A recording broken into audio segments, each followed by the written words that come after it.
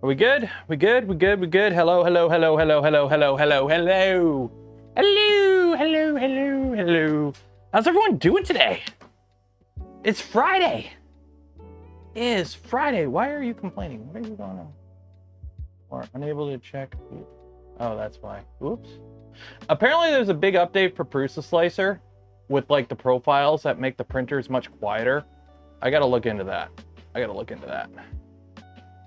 But how's everyone doing today? How is everyone doing today? It's Friday. It's summer. It's getting hot again, so I got the air conditioner running again.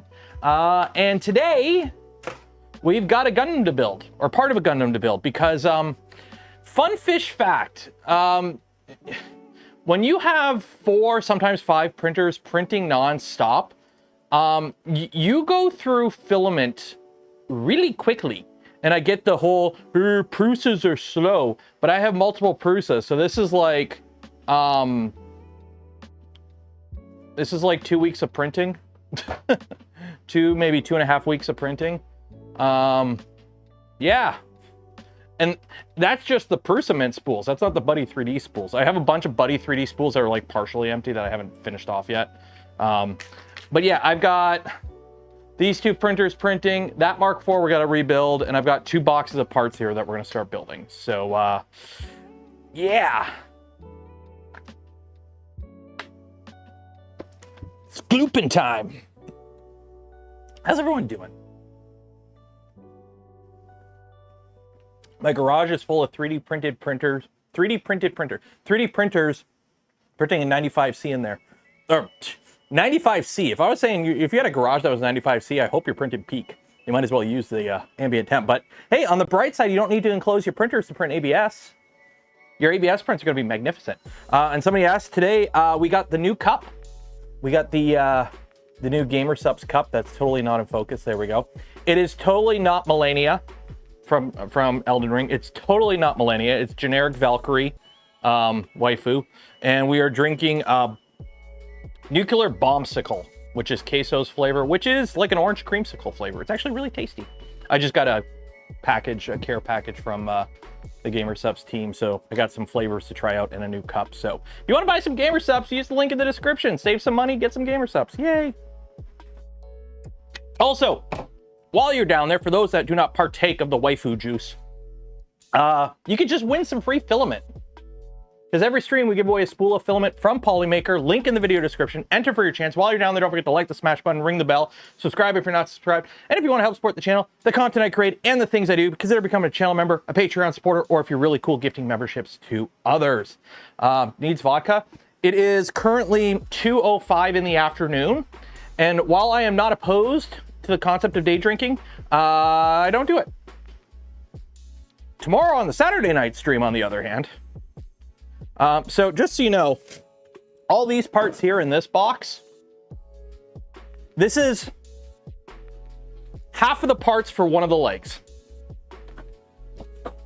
This is half of the parts for one of the legs. Is this. This is half of the parts for one of the legs.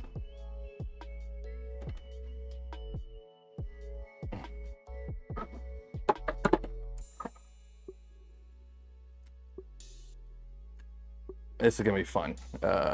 Where's my crunchies at? Where did I put a bunch of stuff away? I think I put a bunch of stuff away. I think I did. Did I? Where'd I put it? Aha. Gundam pieces. Yeah, Gundam pieces. All the Gundam pieces. Also, I've got a bin here full of all the support material I've been collecting not since the very beginning. But after a couple days of printing, I started keeping the support material instead of just throwing it out. And I might save it for a video where I try to actually get it recycled. Because I keep getting comments from people telling me I need to recycle more. And for those that know, it's actually an absolute pain in the butt to recycle 3D printed plastic. You bring this to a recycle center and go, here, it's plastic, take it. They're gonna look at it and go, what is it? And you'll be like, it's plastic. It's like, yes, but there's no label on it. There's no markings on it that tell us what kind of plastic it is, because you just don't grind up all the plastic and melt it. You have high density polyethylene, you have ABSs, you have ASAs, you have polypros, you have PETs. PETG, this has glycol in it, okay? Can you recycle glycol? PETG with glycol with regular PET plastic? Some places can, some places can't. So unlabeled generic plastic is one of the things that is an absolute nightmare to try and recycle. So I might do a video where I call a recycling center and be like, hey, I have all this. Will you take it? And they're gonna laugh, because I've tried it before.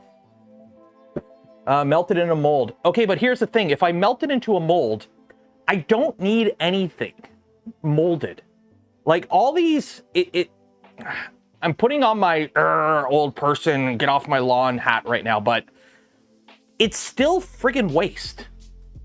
Oh, purge to infill. Okay, cool. So the stuff that we're wasting instead of going in the garbage is now just sitting in the print. It's still waste. Ooh, I could take all the plastic that I wouldn't use, that I would normally throw out, I can melt it into a mold. Well, first I need to make a mold. And then what the hell am I gonna mold? Some random knickknack that's gonna sit on a shelf and collect dust? It's still waste. That's the problem. The problem is additive manufacturing produces waste. And unless you have some sort of like, at least with like laser, like with metal, the dust that doesn't get sintered acts like the support, and you can reuse that because you haven't turned it from one form into another. With filament, you're not really getting away from it. It's like damned if you do, damned if you don't kind of thing. It really sucks. Believe me, it sucks. I wish we didn't waste as much. But it is what it is. And again, any amount of plastic that you recycle from your little at-home print farm is an absolute drop in the bucket compared to industrial levels. Again, I used to work at a mold shop. We had a 1-bay tryout facility with 3 injection molded presses. Every day those presses were running, we threw out hundreds of pounds of plastic. And not, oh, hundreds of pounds of plastic went in a bin and went to the recycling center. No, it went into a bin that went to a landfill, because it was mixed plastic that was unlabeled and contaminated with oils and greases. You couldn't recycle it, or it wasn't economical to recycle. So it went to the garbage bin. Every day, hundreds of pounds of plastic to the dump. And that was a tryout facility. Imagine a production facility. Imagine a production facility in a country like, I'm not gonna name names, but another country that doesn't take anywhere near as much environmentally friendly stances as we do here in some of the Western world. So yeah, it sucks. I know it sucks. I sound like a curmudgeon, but it's like that little print that you don't need, just throw it in the garbage. Just throw it in the garbage. It is what it is. It is what it is. You mean the US? I mean, I live in Canada. Most of the Western, like when I was a kid, I remember driving down the highway and seeing garbage. Like there's a highway, you know, that goes through my town, and there's one of the off ramps that go to like one of the main streets that like you go to the mall. And I remember as a kid when we were sitting in our car waiting to turn left, and you would see garbage like blown up against the fence. You would just see garbage. You don't see that anymore. Like we're pretty good with, you know, minimizing waste. Because remember, it's reduce, reuse, recycle. It's reduce and reuse are first because they're better. Recycle is like what you do when you don't have any other options. It's at the bottom of the barrel. And again, if it made sense to recycle, you would be paid to recycle. Aluminum is worth recycling. Aluminum is worth recycling. 70% of all aluminum ever mined or ever made is still being reused. Aluminum is great for recycling. The ROI on recycling aluminum is great. It takes a lot less energy to take already made aluminum and change it from one form, like a pop bottle, into another form, like some engine component or a car part or whatever. It's a lot more efficient. Recycling plastic is very rarely worth it, because not all plastics can be recycled, or they break down, and you still need virgin material. You only use like 10 or 15% recycled material to virgin material, whereas aluminum, you can recycle the whole thing. Paper, we don't run out of potatoes because we just grow new potatoes. There are paper farms where they just grow trees to be turned into paper. Plus you have to bleach the heck out of it with a bunch of nasty chemicals to recycle paper, unless you just leave it like brown and use it for like paper towels. So yeah. Only in an art production facility. I've been to a few production facilities and I've seen a bunch of waste. Like, now, to be fair, disclosure, the production facilities I was going to were ones that had just gotten new molds or were in the startup phase. So there probably was a little bit more waste than when they were doing full-on production. But there's still waste. You're still cutting runners off parts. You're still having the odd scrap part, especially once it gets to like paint or whatever. If it's scrap, it's scrap. It's one of those things, no matter what you do at home, the industrial scale of things will always dwarf anything you do at home. It's like, again, your car. Yeah, you know, drive a nice little EV. What is it, like the 13 largest like ships on the planet, like ocean-going ships on the planet, produce as much pollution as like all the cars in the world. So it's one of those things. Anyways, enough about chemicals. Let's play with chemicals and build a Gundam.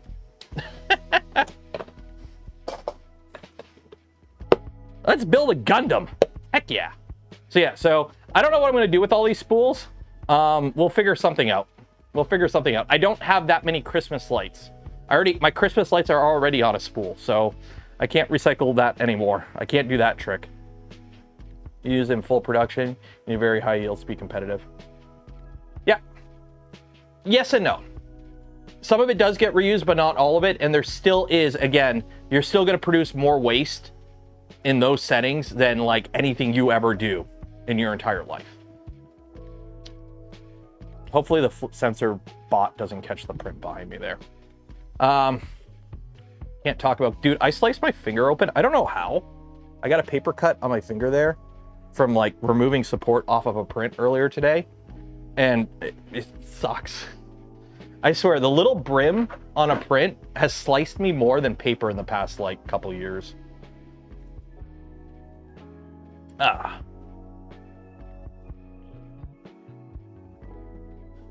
Maybe aluminum spools. Aluminum spools are a thing, or at least metal spools are a thing for the Peak and Ultim and whatnot, because you have to dry those filaments in such a high temperature. Regular plastic spools will melt. So yes, metal spools are definitely a thing. They are definitely a thing. So what are we building today? We're not doing the backpack because I actually ran out of CF PET G, so I got to print all these parts still. But I have all the parts for the waist. And if you're wondering of how many parts for the waist, I forgot a box. I'll be back because we have more than one box of parts for the waist here. 1 second here. I'm gonna walk and talk. Hey puppy, how you doing? Let's see here.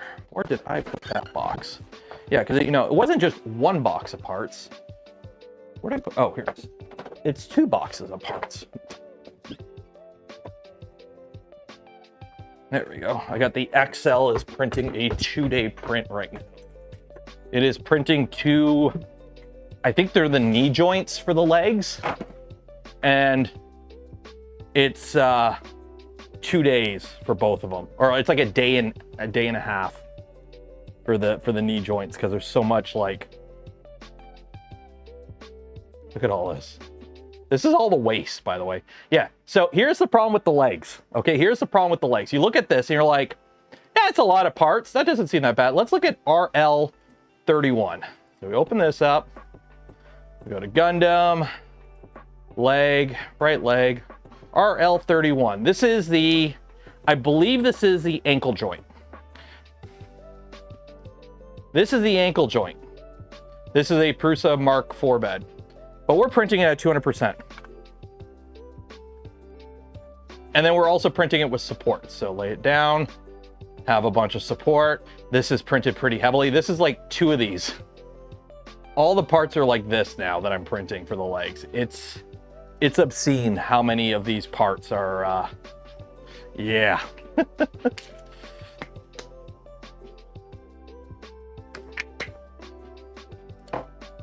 Have a good vacation this week? I did.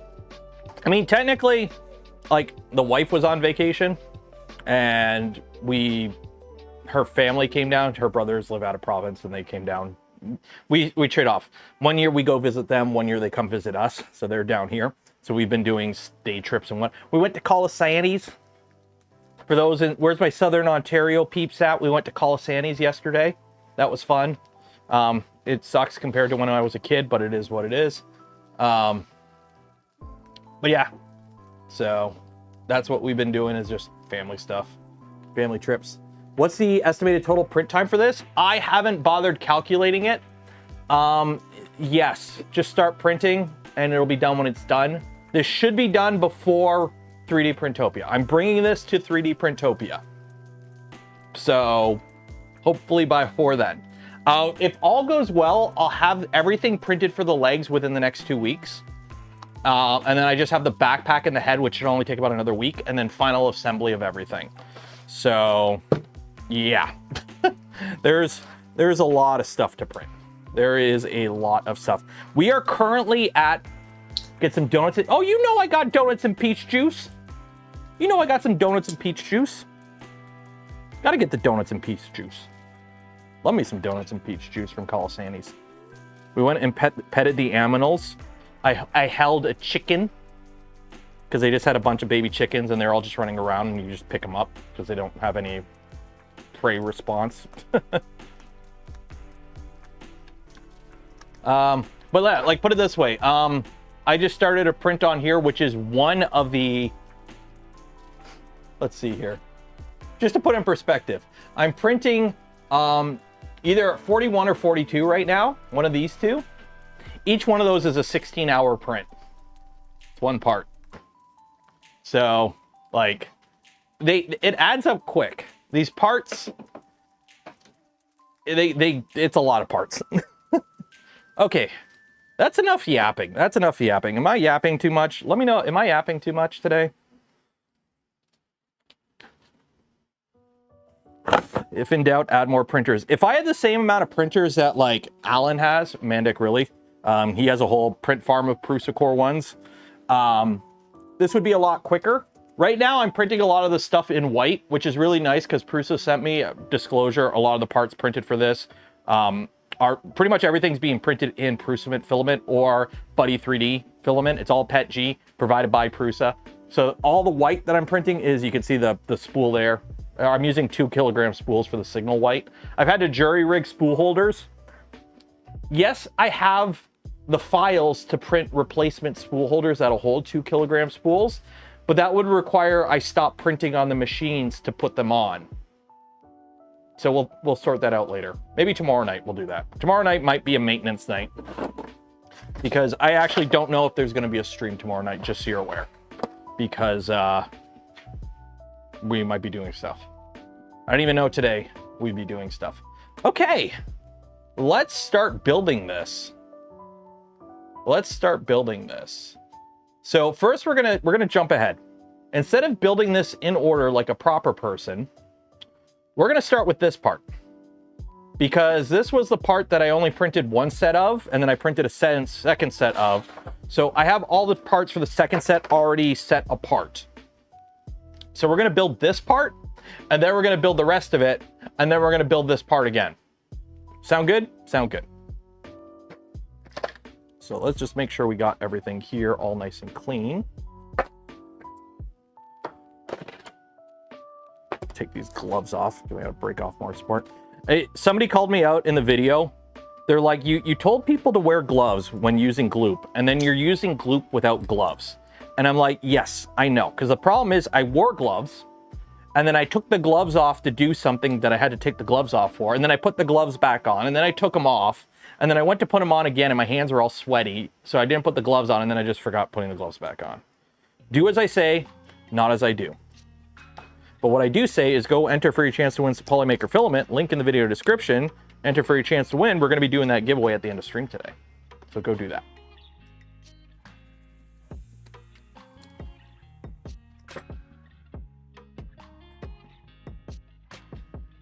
This one is going to be a nightmare to get off. That's what she said.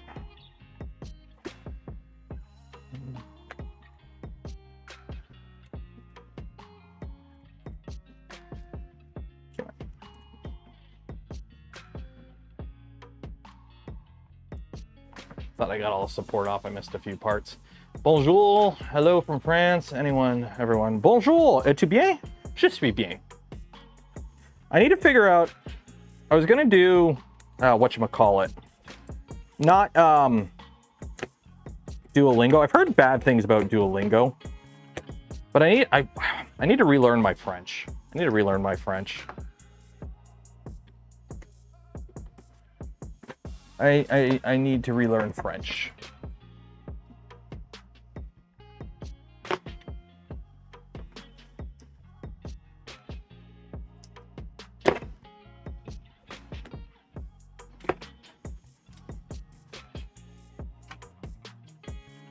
Duolingo ain't bad. I've heard it's kind of hit and miss. I can help you with French. Well, I want something that I could just kind of work on every now and then. The problem is, like, I know French. I can understand it pretty okay. I can read it fine. The problem is I haven't used it conversationally in so long that I've lost most of it. That's my problem. Gundam. Gundam! Yeah, we're building giant Gundam parts.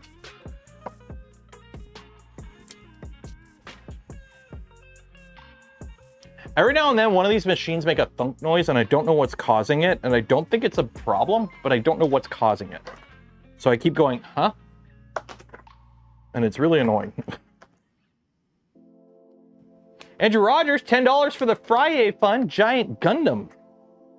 That is right, we are building a Giant Gundam. Haha, children and war crimes. That's Gundam.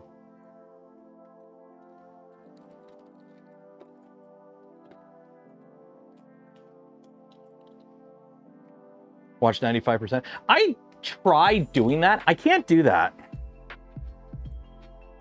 The whole watch YouTube at a faster speed. You know what? I don't use AI for anything. I don't use ChatGPT.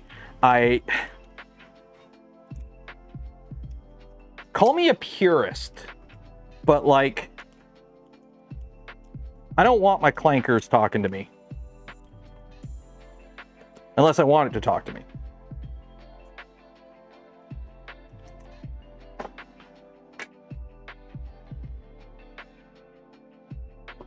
I noticed the swing arm clunks in the back panel during swing. That might be it. It might be the swing arm just bouncing off the back every now and then. ADHD. I mean, I have, you know, undiagnosed, but I'm pretty sure runs in the family. But I just deal with it.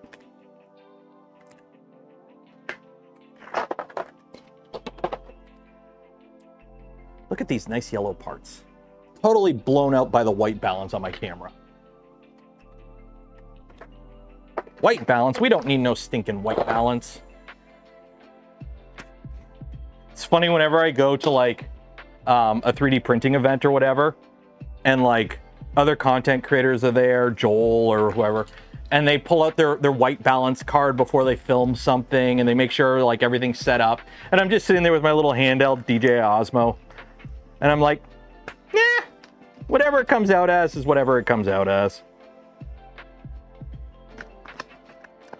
Let's be honest, my content ain't at the point where color correction is a problem for me.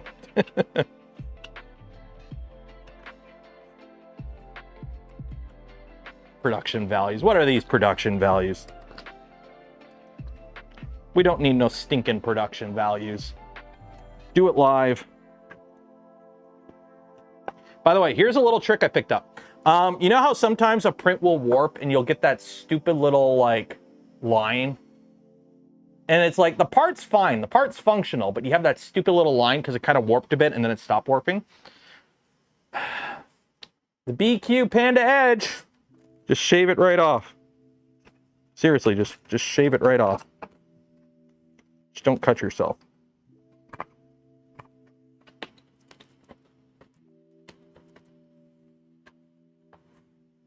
It actually works surprisingly well at that.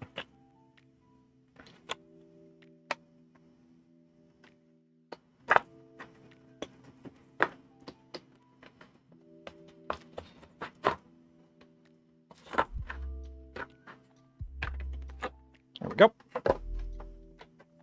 Filling for that Panda Edge. I don't do a lot of affiliate. I do have affiliate links, obviously.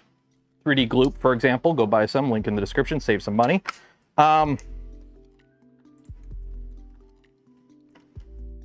don't know. I probably should have more. I have other creators call me out for not doing enough sponsored stuff on the channel. Like, how come you don't do ads often? I'm like, I don't like doing ads. I don't like ad reads.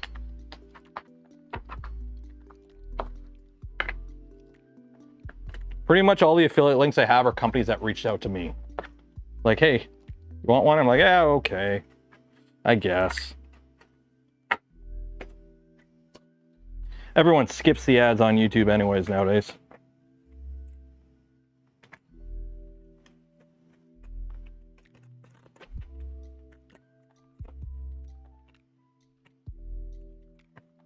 Go.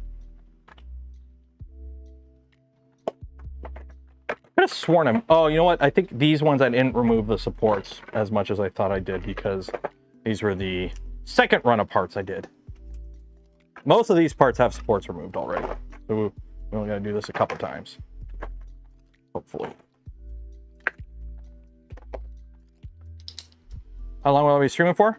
Usually about 3 hours. I usually do a 3-hour stream.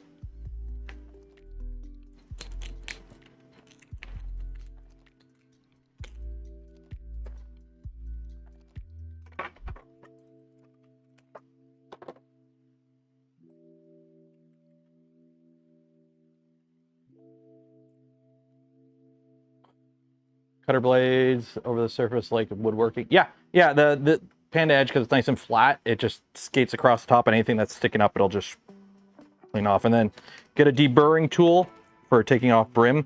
A bunch of these parts I printed with a brim just because I'd rather clean up brim on the parts than have the odd part have warp issues and fail. Cleaning off the brim on a dozen parts is less time than, you know, a 12-hour print that failed 6 hours in because it started warping. I've only had a few fails of parts so far, I'll be honest. And pretty much every fail I've had so far has been, I will call them printer agnostic issues, like parts warping or on the XL, I've had a few parts where, yes, I'm printing with PLA with PETG support, and I'm printing with 0.0 interface, but sometimes that PETG just will not stick to the PLA. So it'll do like it depends, like geometry. It'll go to print PETG on the PLA, like 0.0 interface layer, and it just won't stick. And it'll gum up. It doesn't happen often, but when it does happen, it's like, okay, I gotta cancel that print, or at least cancel that object and let the rest of the print finish. So I have had failures. But pretty much every failure I've had so far has been issues that aren't directly related to the printer themselves. They're errors that can happen on like any printer. I've had the odd part warp because I should have cleaned the bed because I went too long without cleaning the bed. That kind of stuff. So this is actually a really good test of the Prusas because I'm pretty much running them like a print farm right now, printing a whole bunch of different stuff with different geometry. And so far, they've been great.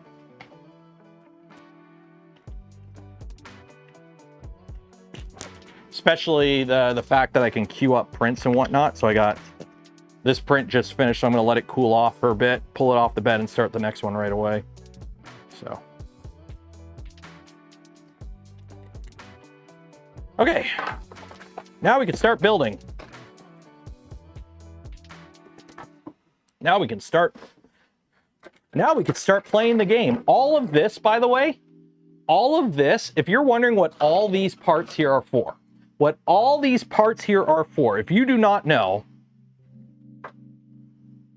on the Gundam, it is for this little waist flap. See the little yellow there with the little white rectangle around it? This little part here that like kind of, when you move the leg, it moves up. It's this part right here. All of this is for this one little part. Yeah, I'm keeping the RX-78 out here for reference. So we're building a skirt, essentially. We are building a skirt.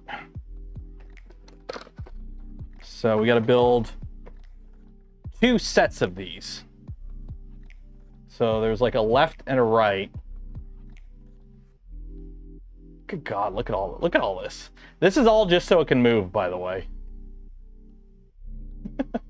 Oh my God, this is gonna take forever. Okay, let's get this started. Okay, so it goes like that.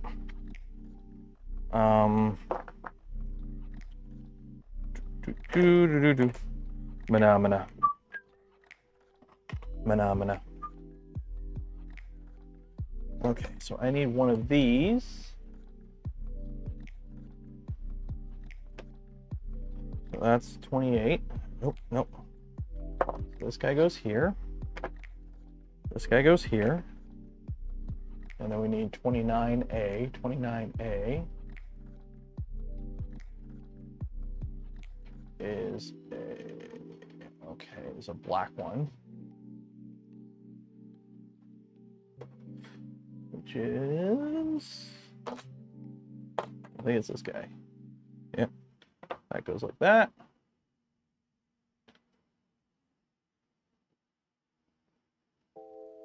Not this guy, this guy.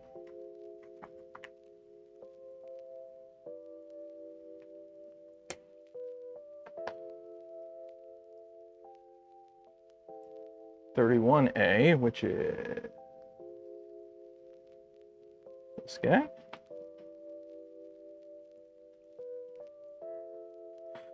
Uh, 32.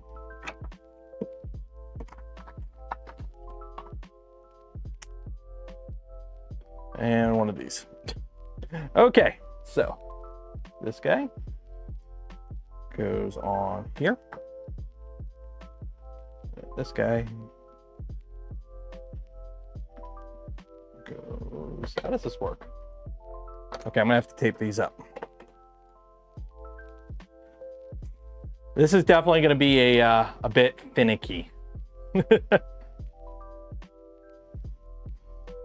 So what I'm doing right now, if you don't know what I'm doing, I'm putting masking tape on the dowel joints. So the reason you put masking tape on these dowel joints is it makes it so that because I've scaled everything up, the fitment isn't the greatest with a lot of these parts. Stuff kind of moves. So instead of it being all loosey-goosey, you cover it in masking tape. And this will allow it to be a little bit snug, essentially. So that way it's not all flopping around on you. STL models taking up more and more space on various pages. So I'm gonna, for the, who is that? William. Yeah, so I've noted it too on Twitter, where there's accounts being created that it's like, look at my wonderful models that I made. I'm totally a real human. Follow me on Maker World or whatever site. I'll be honest, use printables, create an account on printables, and turn off AI. Because on printables, you have to declare if your model is an AI generated model or not, and they do check. And if they get caught for lying, they'll take action. So use printables, use an account, and in your account settings, you have the option to hide AI generated models.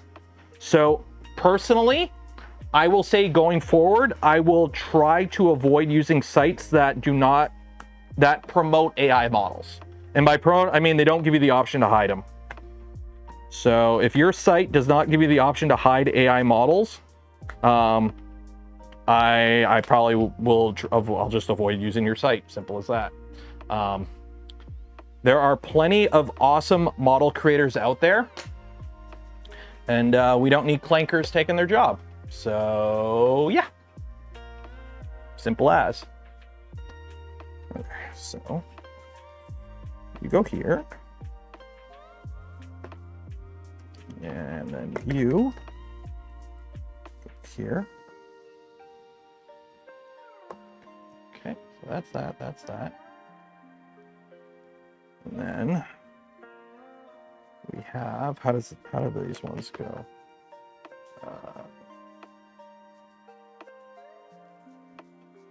Oh, I think, okay, so we need,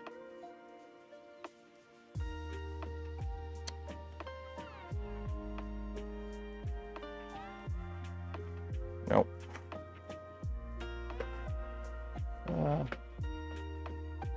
W28, which one's W28?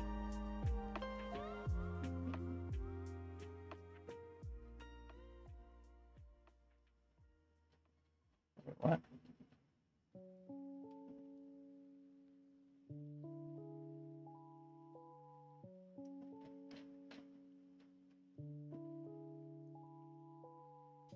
28. Where's 28? W28. Where's 28? Oh, it's these guys. Okay. That one's that. Okay, so that's that. Yeah. I love how that became a term and we've all just kind of started using it. It's like, yep, we have a term for robots that we don't like, and it's clankers, and we're sticking with it because we are. I don't get that, because that, or am I doing this backwards? I think I'm doing this backwards. Yeah, that goes like that. And then this goes like that. Okay, so yeah. Nope. That one goes there, and then it's a shorter one.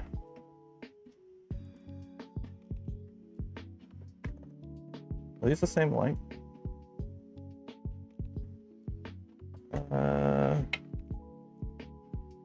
Are they supposed to be that big of a gap? I guess it's supposed to be that big of a gap. No, that's too big. So I guess it's this guy. Okay, so that guy goes there, that guy goes there.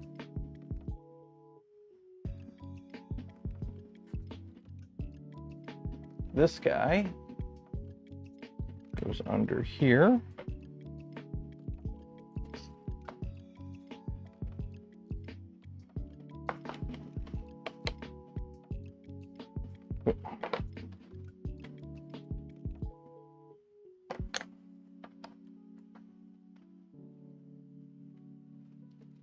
Wow, that's not gonna fit. Am I got the right one here? Yeah, no, that's the right one.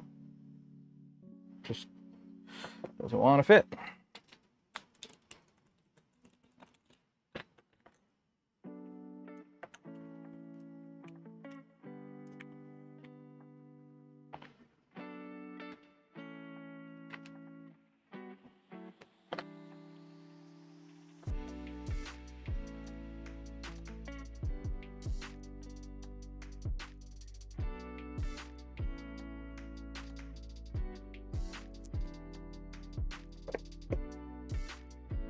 That one fits in there. Okay, that fits with a lot of room. So why don't you fit in here, unless I have the wrong one here?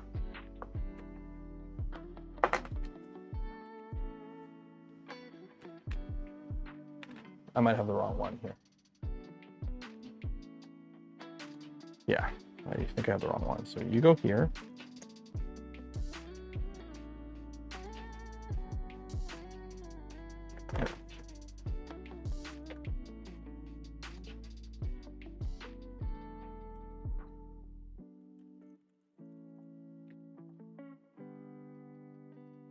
Okay. So 29, is that the bigger one? 29 is the bigger one, I think.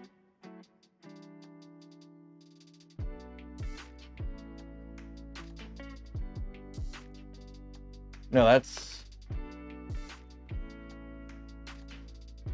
31 is the bigger one. 29 is the smaller one.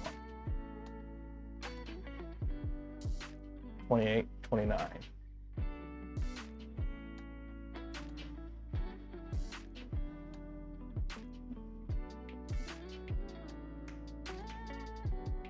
Yeah, so these are the smaller ones. Okay, so it is the smaller one. So that goes there.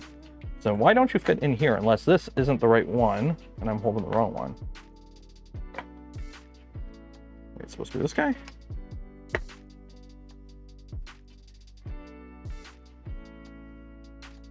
Because this guy is 30, which one's 30? Which is the smaller one. Okay, that's why I had the wrong ones. That's right. Okay, let's get back to this. Okay, so you go there, you get back on. Okay, so you go there, and then you go here. So I got to glue this in. Then you go on here, you go like that. Okay, and then we have this guy and this guy. Okay. And then we have one of these guys with this guy. This slides into here. Wow. Just a little bit loose on that tolerancing there, eh?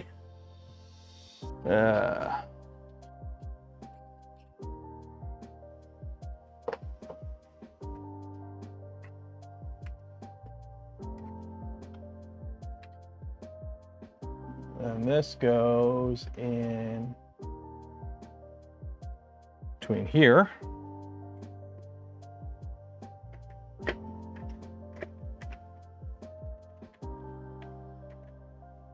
This is all going to come falling apart in a minute. And then we have the back plate, which is this guy. We got two back plates. And then we also have W40, which is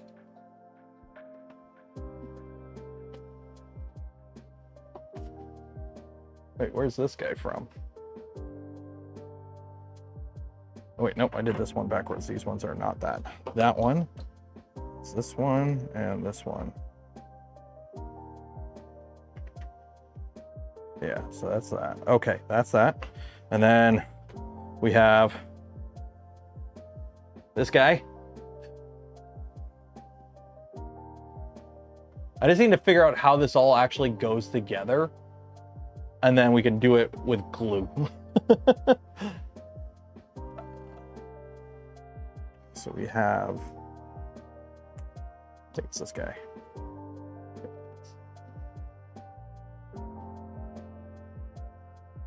We'll go in there.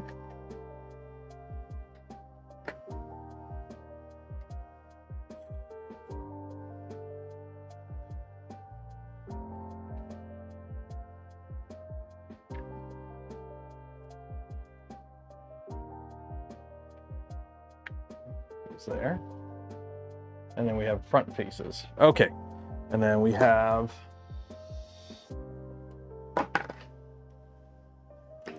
this guy and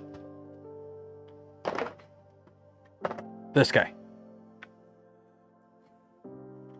So this is all going to fall apart now. So let's build this the proper way, because these go into here. So that goes in there.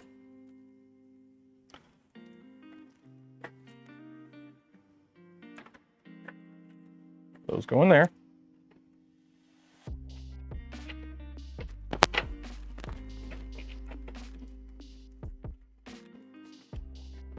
And nothing fits. That one goes there. Why aren't you locking? Might have the wrong one here.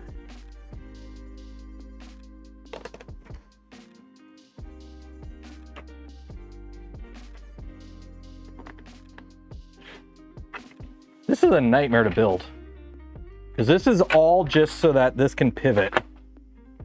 Okay, so let's see what we got here.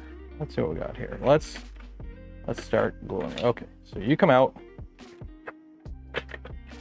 You come out. Oh my God. Gundams are fun. Gundams are fun.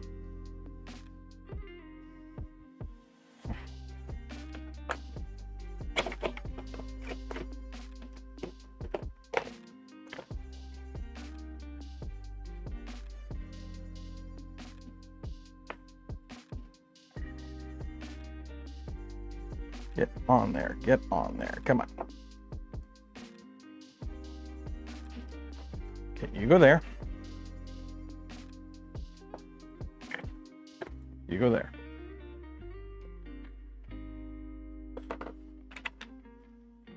Oh my God. Here we go.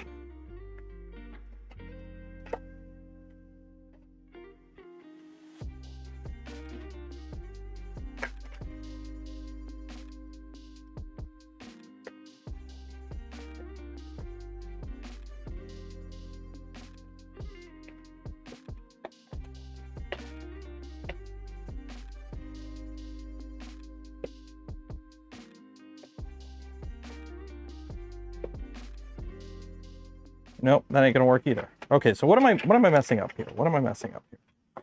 What am I messing up here?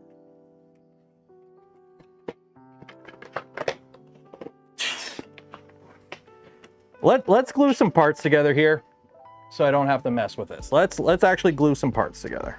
So you glue on this. Let's start gluing some stuff together so I'm not constantly messing with what goes where. So if you go like that, you will go like that. Okay. So you're just gonna glue on there. So let's get some glue.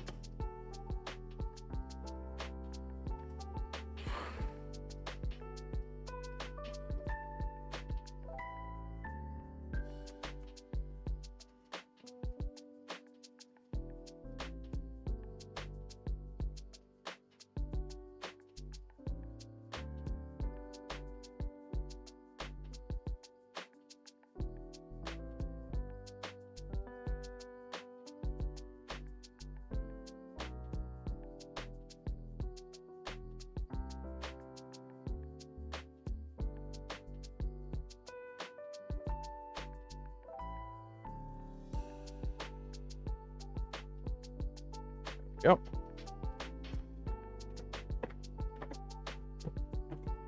And then we get my favorite tool in the world, the clamps.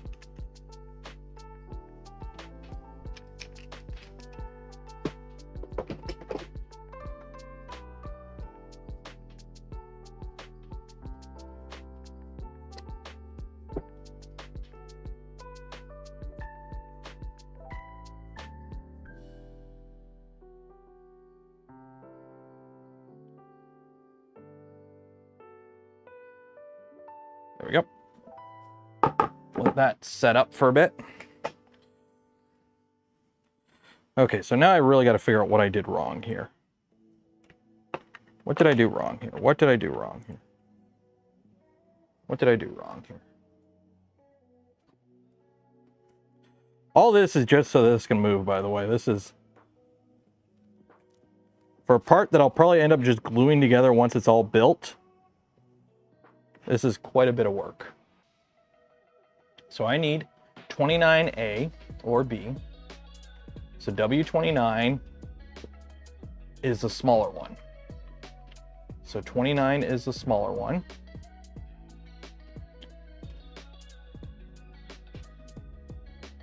And this one is 31. This is the bigger one? Okay. So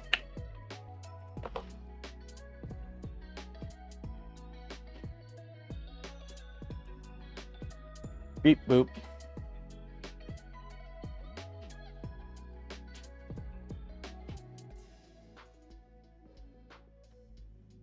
And then this part right here is 34A or 34B. So the thing is, which one is which? Because there's different cutouts. You go there, and you go there. Okay, so this is right. Okay.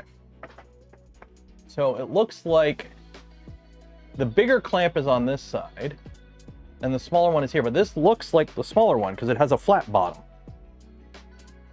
Right? You see what I mean? This has the flat bottom. So this one goes here. Okay. And then the bigger one goes there. Okay, so that goes curve inward. You go there. Let's try this one instead. Nope, curve goes inward. Because the other one will be opposite, yeah.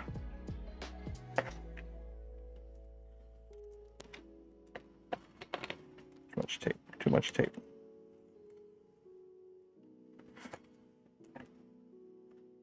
I screwed up. The curve goes inward. There we go. Okay, so you go like that, you go like that. Okay. And then we got W30 goes on that side. W30 is this guy. You go there. Okay. And then you are 32, which is the little one. You go there. Okay. So those are those. So I need to clamp these in, or glue these. These are gonna be a nightmare to do, but whatever, that's a problem for future me. I'll just gloop it if I need to. This part should be now attached. Bond to it. Okay. So you gotta go in here, like so. Okay.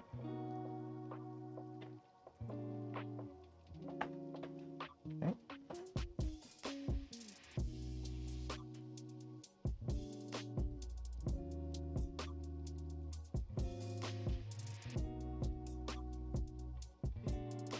This needs to move. I shouldn't have glooped that. That needs to pivot, I think. Does that need to pivot? No, because that's locked in there. On the back.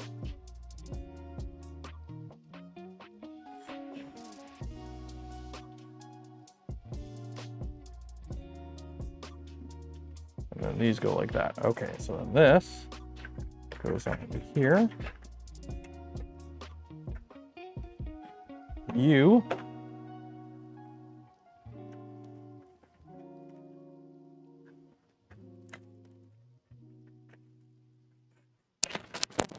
over there, and then you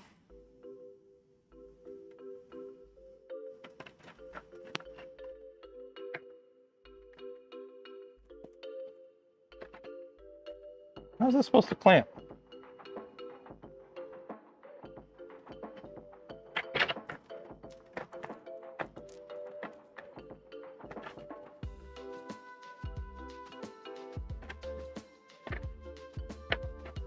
Is it supposed to have that big of a gap? Okay, so that one goes there. Okay. Oh shoot. Yeah. This is a nightmare.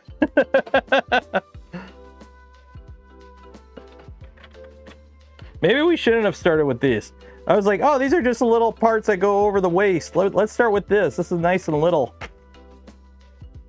Maybe we should have, you know, started with the more complicated stuff.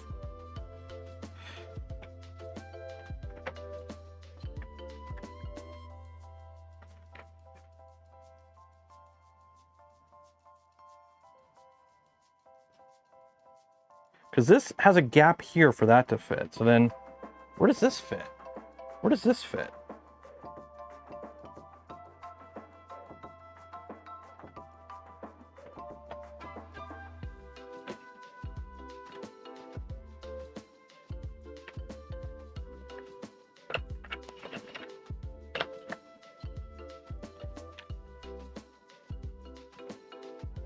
What am I missing here? Because this doesn't fit. This doesn't make sense. Because that's supposed to go there. This goes in here. Because this is how it hooks on. So I'm trying to figure out how this is supposed to clamp together, but it's like, there's it from the front, but it's not actually.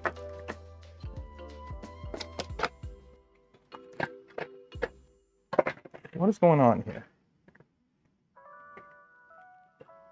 What is going on here? Let's see. Bring up the envelope.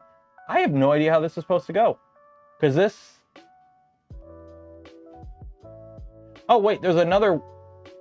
Where does this go?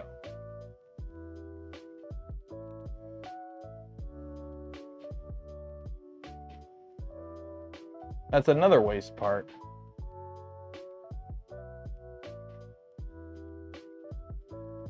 You know what? I'm going to throw this in a box and worry about this later. Let's build the bigger part of the waist, because this is getting really annoying. Yeah, this is going to be a... Let's build the bigger stuff that shouldn't be a pain in the butt first. Sound good? Sound good. Oh, geez. That was a bit of a nightmare. Let's do this. This looks a bit more realistic. Okay, we got this part. We got this part.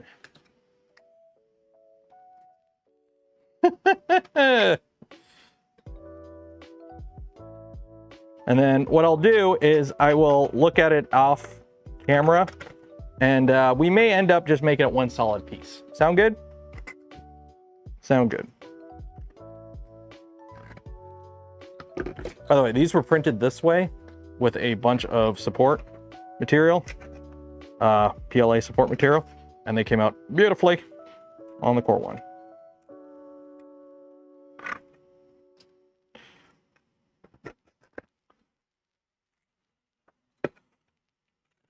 There we go. That's that. So these two go together like this with, I don't know what side's up. The gap is up. So these go like that. Okay. And then we have these guys.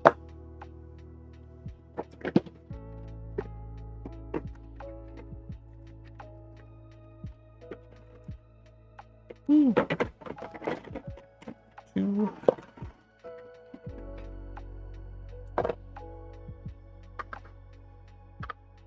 Yeah, those fit good.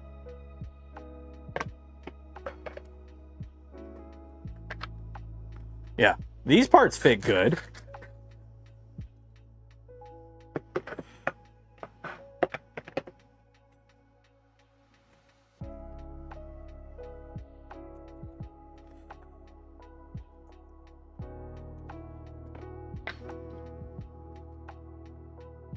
Want to put a bit of friction on here for this.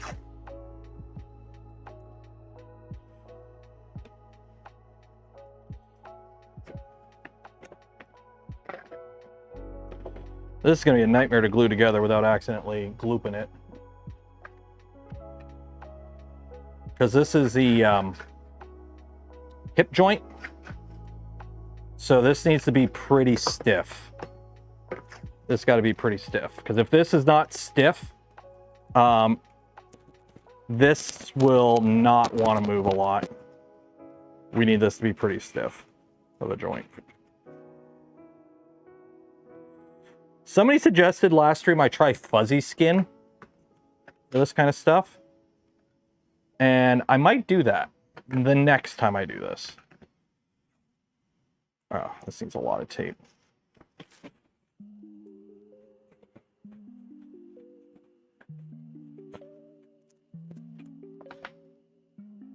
Pull like a wet noodle. I'm hoping not. That's why I'm putting a bunch of tape. Once you clamp it, wow, there's a lot of plants. You know what? Let's try this tape instead. Let's try something else. Let's try something else. I've got an idea. Instead of masking tape, there is a video. The guy who built these did do a video of how to put them together. We'll try Tessa tape. Tessa tape should have a little bit more interference fit for this. If I can find the end of the Tessa tape. Oh, there it is.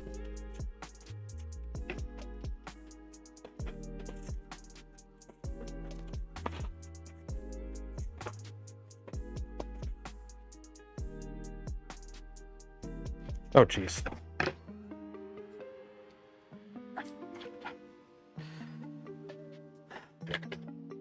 It's just one of those days today. It is definitely one of those days. One, two, three and a half. Let's try 3.5. 3.5.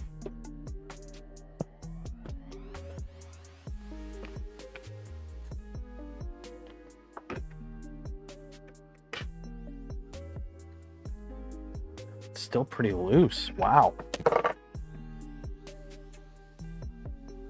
Tolerancing on this is interesting.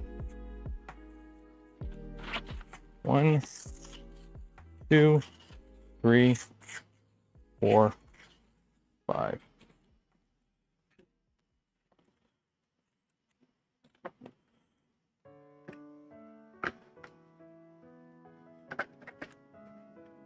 Well, I want it to be, oh, there we go. There we go. Okay.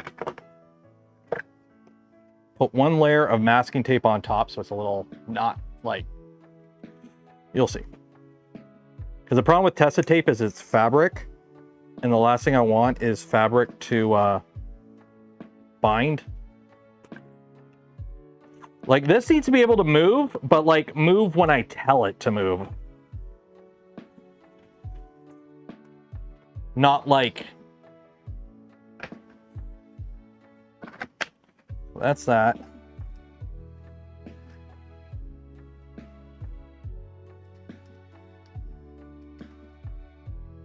That should be good. Worst comes to worst, I can always droop some gloop in there once it's in position, and that will be that. Because the thing is, this is one of those things, once it's set, it is set.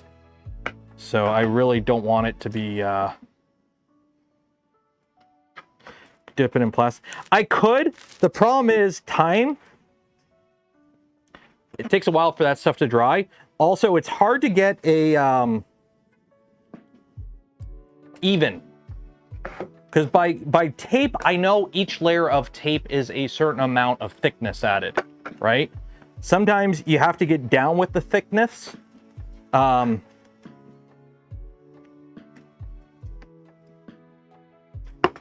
That's, now we got too much.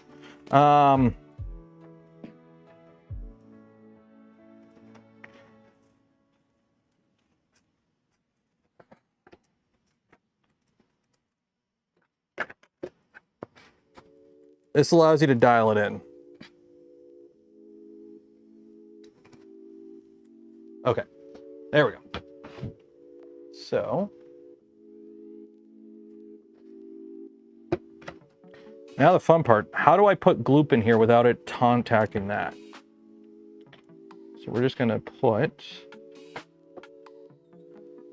hey, you guys home? What did you get? A Lego set. Oh, right here. No. One second. Lego. You got Legos. One second. One second. One second.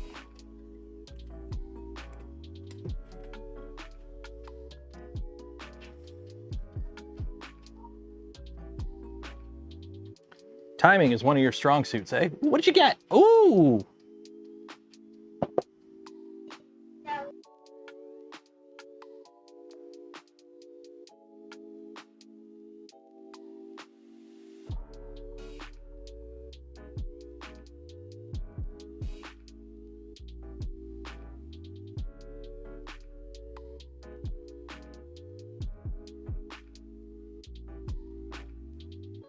Will do. Little guy got Legos. Which means, bring it in here, bring it in here. Daddy got Legos.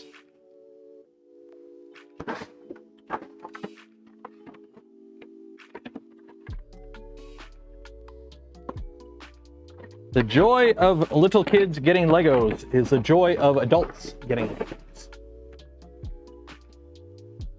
I love me some Lego. I know the plural for Lego is Lego.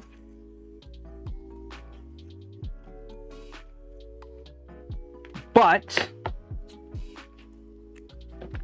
if I say Lego and not Legos, how am I going to comment bait people who are going to go in the comments and be like, it is Lego, not Legos? How am I supposed to how am I supposed to engagement bait?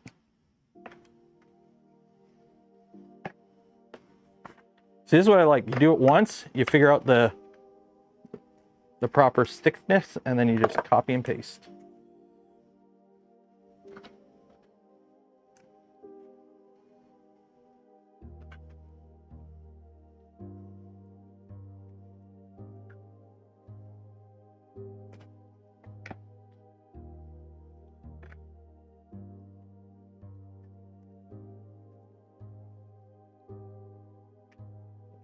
A little bit more.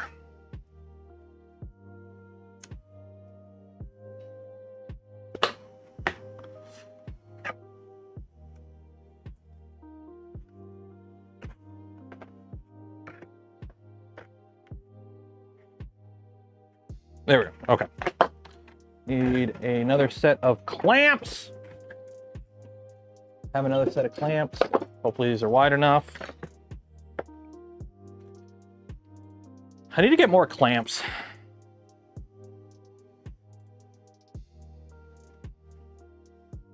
These are ones I made in shop class like 10 years ago.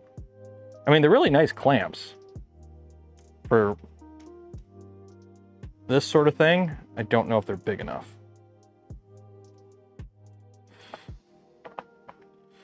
They are not big enough by like a fraction of a millimeter. These are too small. Ooh. Okay.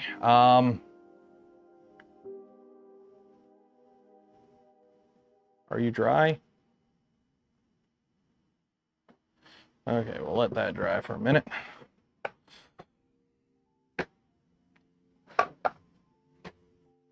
Never have enough clamps. I know. I need to get more of these kind of clamps are super handy because you just kind of like, you loosen them when you're ready and you just kind of slide them open and you're done. Yeah, I need more clampage. I need more clampage. I guess I'll do it just underneath, I guess. Ah, it's loosening. They're loosening. Shoot, it's opening up. It's opening up. Ah. Yeah. Ow. Oh, open. Okay, now close. Doing this with one arm sucks.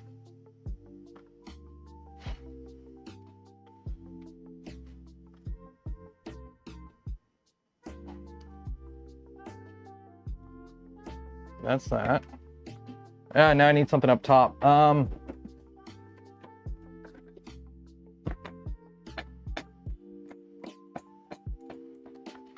More clamps. How many clamps do you need? Yes. Will that get wide enough? That might not get wide enough.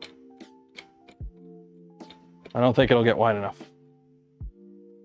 More clamps, quick, everyone in chat, lend me your clamps. We're gonna do this like the spirit bomb, right? Everyone just kind of raise your arms up in the air and just like, lend me your clamps.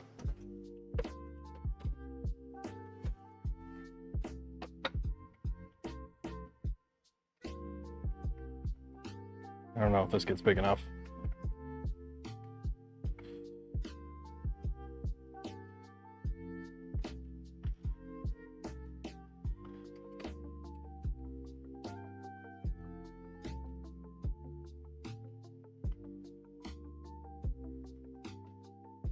There we go. There we go. Okay. So note to self, that's got to set for a bit.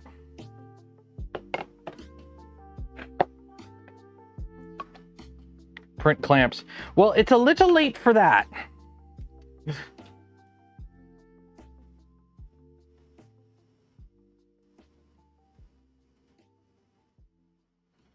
Fortunately, it's a little late for printing clamps right now.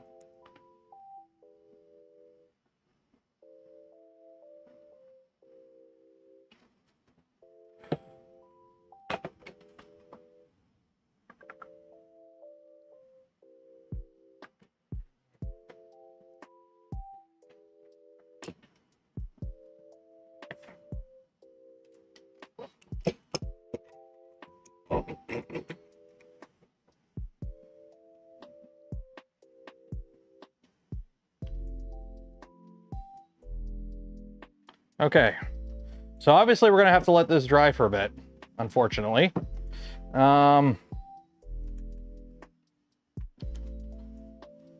So, yeah. Because the next part is to like put these other pieces on for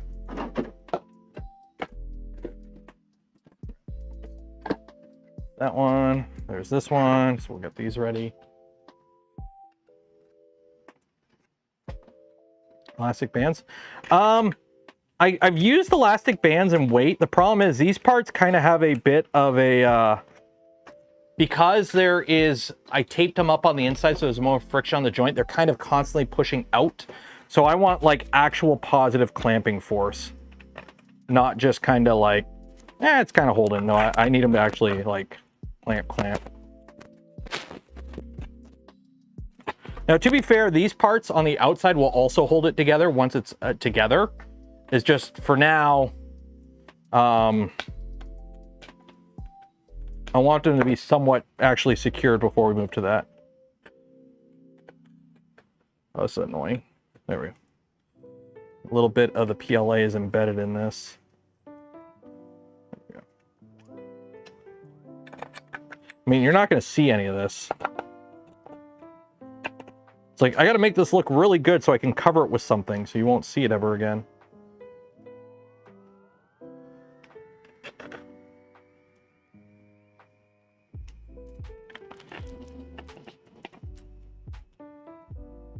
There we go.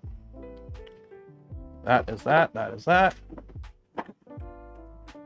This is such a big project. Like, I did not realize when I started doing this how big this project would be. Nor how like actual posable it is. Like this is actually like when I bought the files, I did a quick look at everything and I'm like, that's pretty cool. I thought it would be a lot more inert. Like I thought this whole thing would be a lot more inert than it is.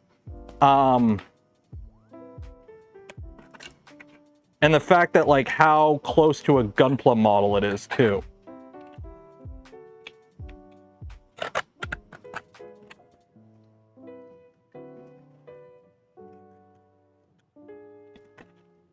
Like there's stuff on here that moves that I glued up because I'm like, if this ever falls apart, I'm not putting it back together. I don't want to deal with that.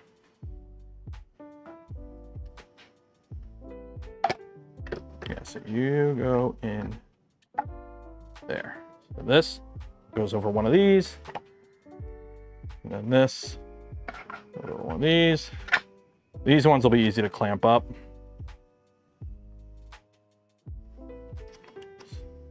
So these are the legs. So you could see this is like the main hip and these are the two legs. And then we have a whole bunch of stuff that goes between it and covers it all up. And there's the Gundam crotch. The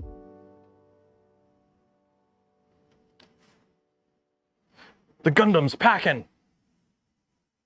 Okay, this print's done. Yay! More parts.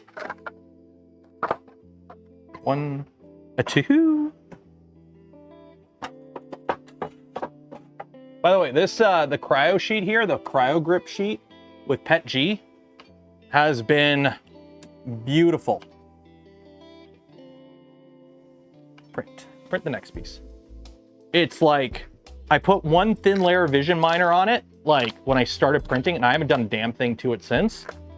And it's just been great.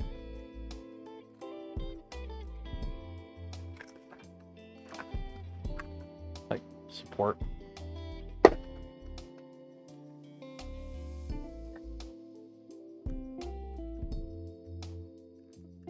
Beautiful. Beautiful.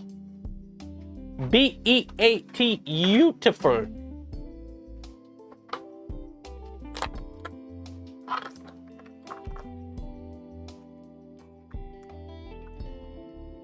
I know it's a little slower to use organic support for some of this stuff, like grid support would make a bit more sense. But I find the organic support, it's easier to break off because the support is more sturdy. So you can just kind of grab it and tear it and the whole thing comes off pretty easily. There we go. More parts done that I can't put anywhere because the box that I would put them in is full of parts. Okay, are we gonna roll the dice with the next part? Let's do the roll the dice with the next part. Okay. So, unclamp you. Unclamp you.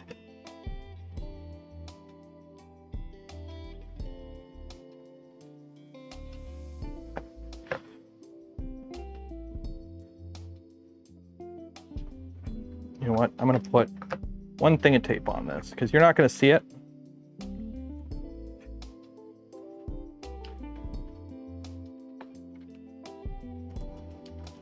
Ever.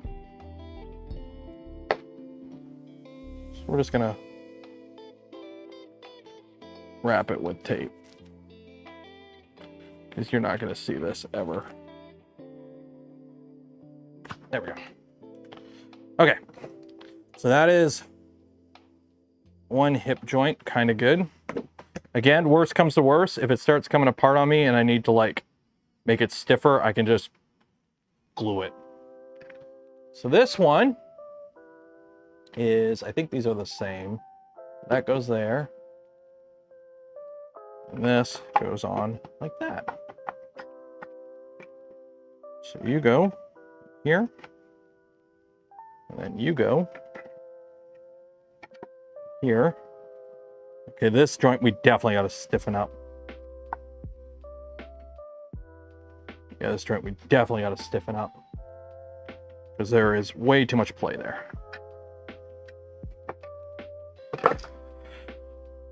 More tape.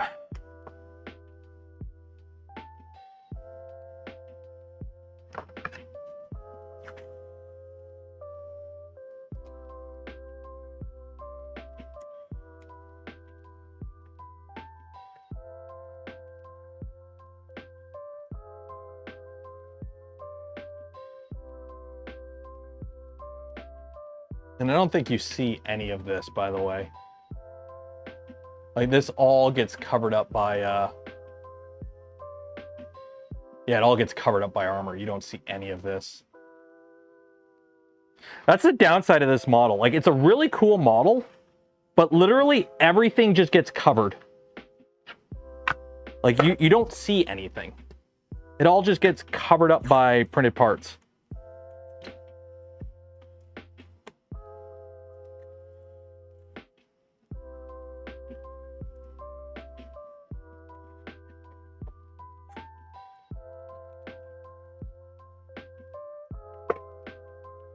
Okay, so you go like this.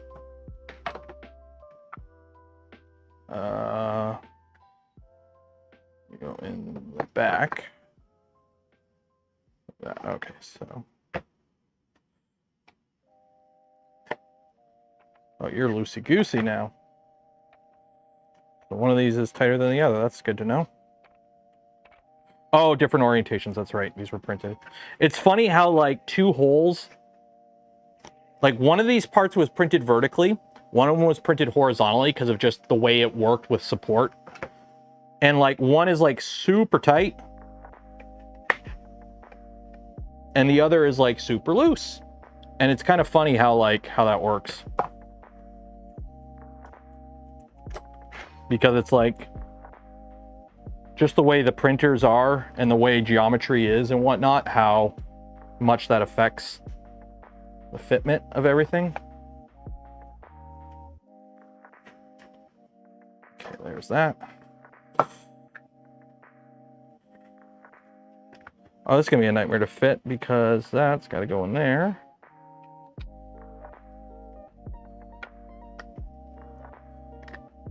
You got to fit onto there. And this is your leg joint going out and pivoting that way and that way. So,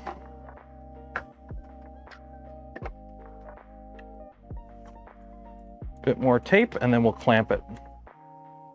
And by clamp it, I mean, I'm gonna put it on 1, 2, 3 blocks and just put a shit ton of weight on it. So, the joys of 1, 2, 3 blocks. Don't have 1, 2, 3 blocks, go buy 1, 2, 3 blocks. Seriously. If you don't have 1, 2, 3 blocks, don't do what I do and misplace them all. Where did I put all my 1, 2, 3 blocks? Seriously, where did I put them all? I had them out because I was using them with the Gundam. And then, where did I put them all? I have 4 drawers in here. How do I put them in the wrong drawer? Seriously. No, seriously. How do I lose 1, 2, 3 blocks?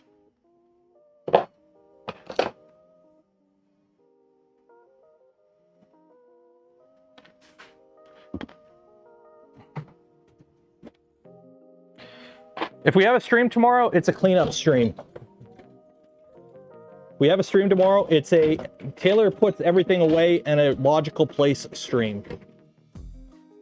I am tired of losing stuff. Seriously, where did I put all my 1, 2, 3 blocks?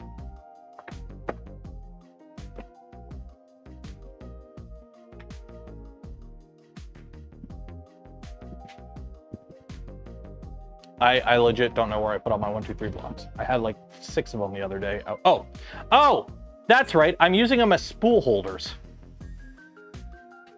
I'm using them as spool holders right now.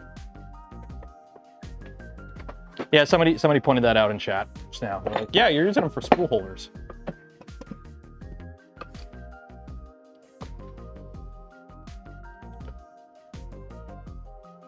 Yeah, I've got 3 over there and 2 over there. So they're being used as spool holders. Oh my God. This is the quality content you guys come here for, right?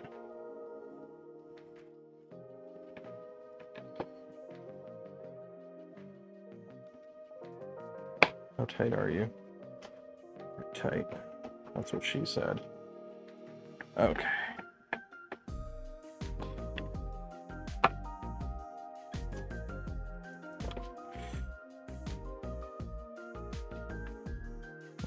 Okay.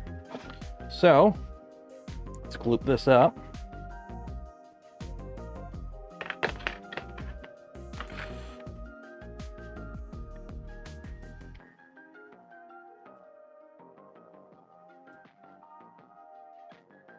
Whenever you're playing with gloop, make sure you're wearing like safety glasses or something. You don't want this shit in your eye. Gloop would be very bad to get in your eye. It would hurt a lot. So don't get gloop in your eye.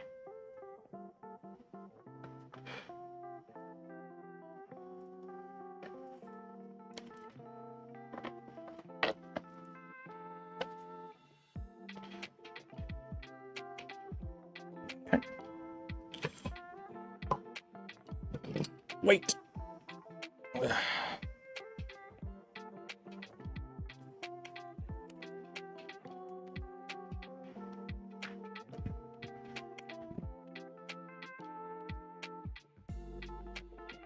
Go, line everything up, line everything up. There we go.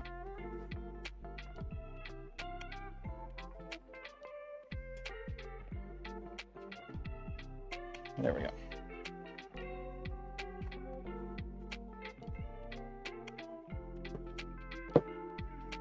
Spool holder, yeah. Blue biomedical term. Yeah, you do not want this stuff in your eye. It's a pretty nasty chemical. Yes, I know I should be wearing gloves. I keep forgetting to put gloves on before I gloop. Because the problem is I don't like working in gloves. So when I'm like finessing everything, I take the gloves off. And then I go to put the gloop on, I just put the gloop on. I forget to put the gloves on before I put the gloop on. So put gloves on next time. We'll do that. We'll be actually smart. There we go. Okay. So let's wrap one thing of tape around here to hold it tight. In Serb Croatian, gloop means stupid. Well, it's not glup. It's gloop. Glop. So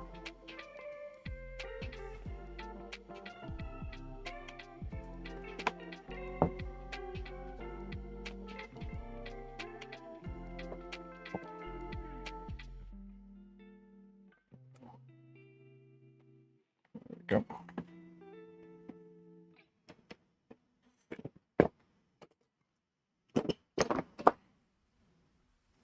Oh yeah.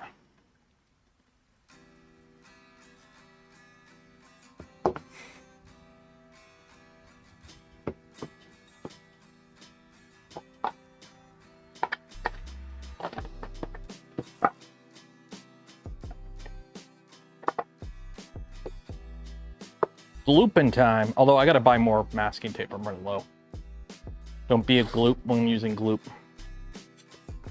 Isn't that character from Star Wars everyone likes, Glup Shido? It's my favorite Star Wars character. I can't believe when he showed up in the new Star Wars show, Glup Shido. You guys have heard that meme, right? The whole glup shido meme.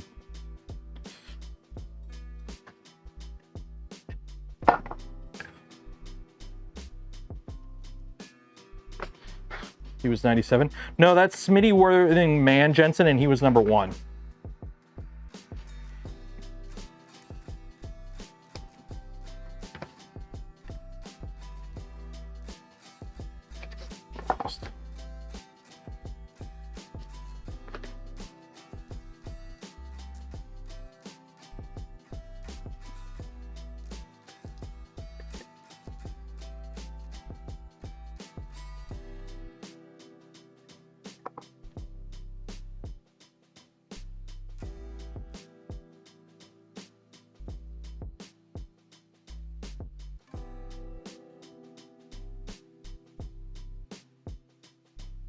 There we go. Okay, so that's that one.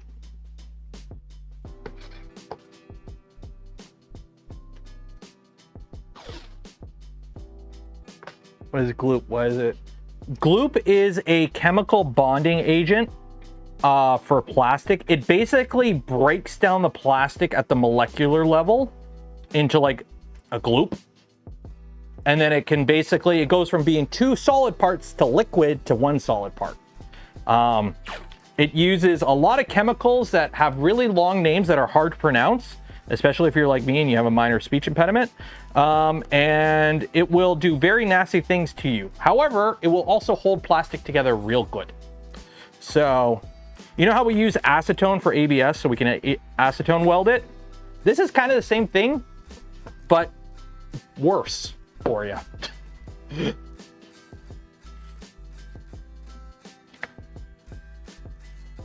we go. Okay.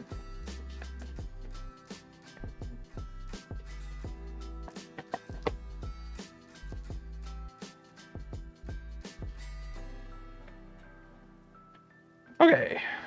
This one, look, I'll actually put gloves on this time.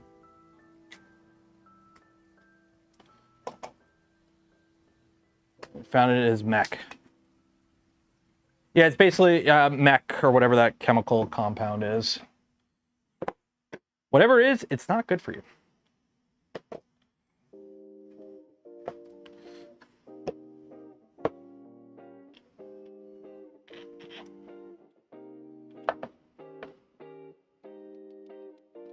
So wear gloves.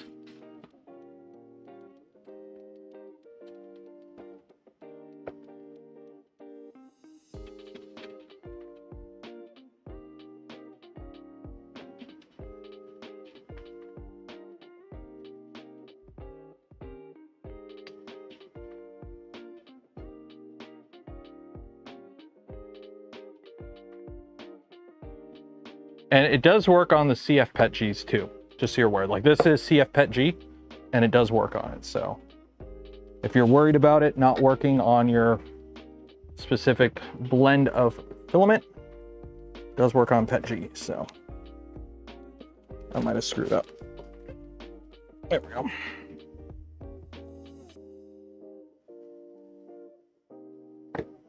Okay, now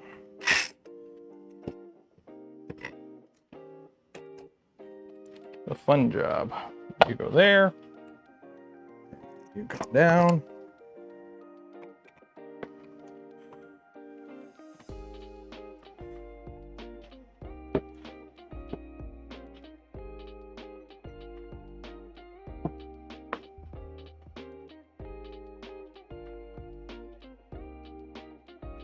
Yep, that ain't gonna work.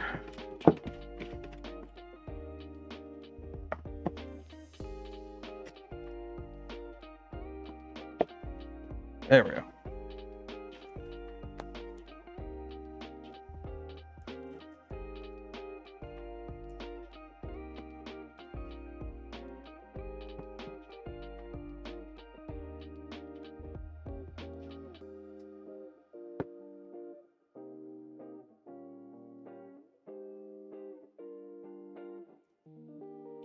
Good enough.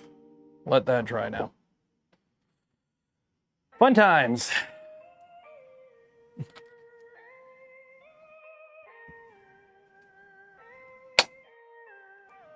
How's that going? Going good? Going good.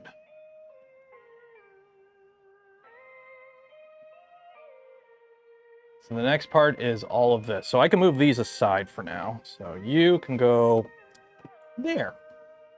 Okay. Now I need the bowl. And a bunch of other stuff. Gonna need you. Gonna need you. Gonna need you. Gonna need you. The bowl. This is, if you saw on the torso part, there's a ball joint. This is the other half of the ball joint. It boop, into there. So, and then we also have W16 and 17, which I believe are what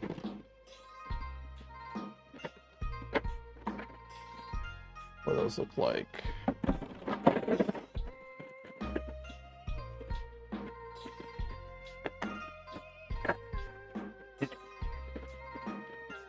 The carbon fiber pieces or what? What are these W16 and 17?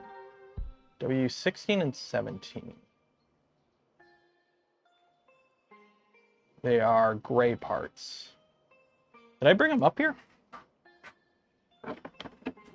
Might be downstairs.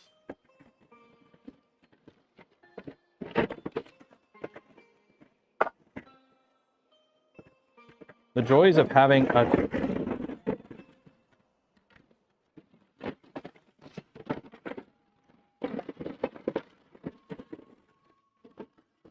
no, I printed them. Just, oh, here's one. So I got one. So if I got one, I should have two. One.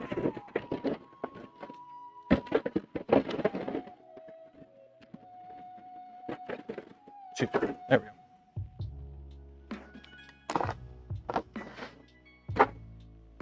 So this looks like a bunch of parts that just all kind of smashed together. So you go in the middle. Oh, yeah, some of these clean up.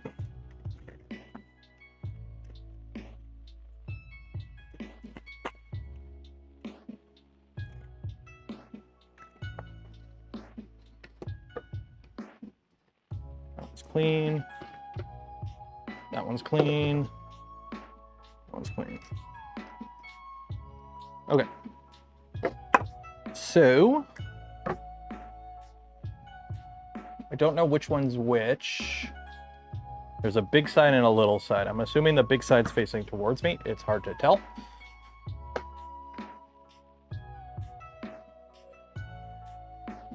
The joys of all these parts looking the same. I think these all look the same.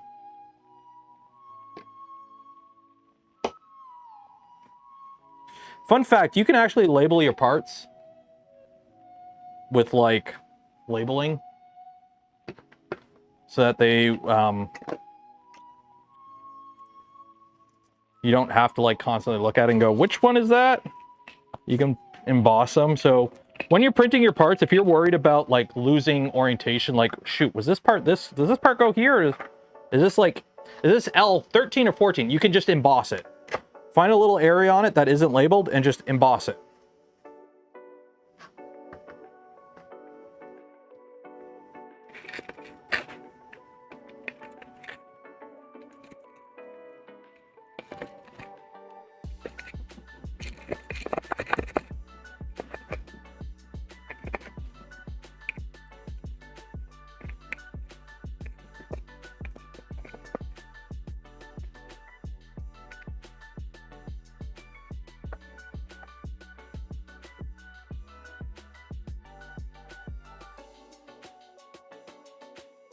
There's a bunch of like bridge that you just got to clean up.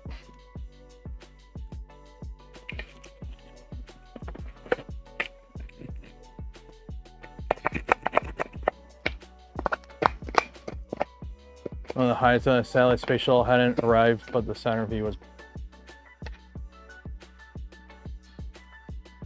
Wait, Greenbeard.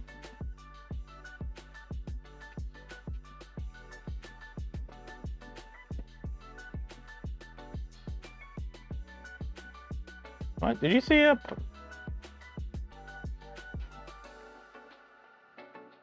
Did you see a Saturn launch, Greenbeard? What? Or you just saw like the one they have at Canaveral?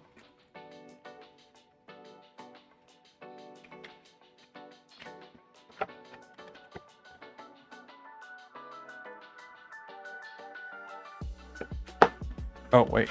Okay, so...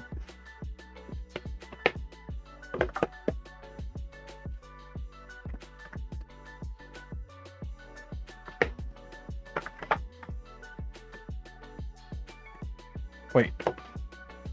How does this work? No, this one goes here. And then this goes here, but you're doweled together. So we gotta dowel you together, and then we gotta slide you onto there. So you go together like that, and then you go together like this. Okay, that makes sense now. That makes sense now. Okay.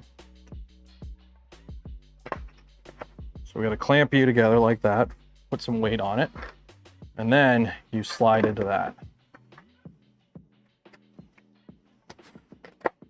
Like that. Okay, that makes sense.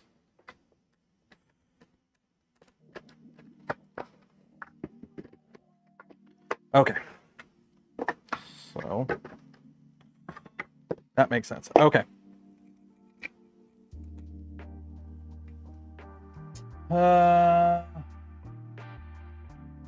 No, just one they have on display. Okay, yeah. I mean, you know, shit on old Muskie all you want. Starship's pretty cool if they can figure out all the bugs they're having with it. Apparently, they're going to try and launch on the 20th. Like, to be fair, I'm pretty sure Starship is bigger than Saturn. So, that's kind of cool.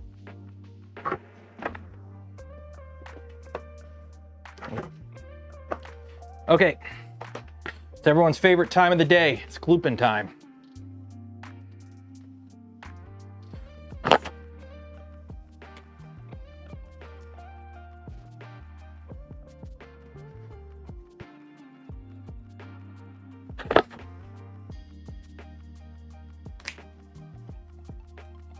Okay.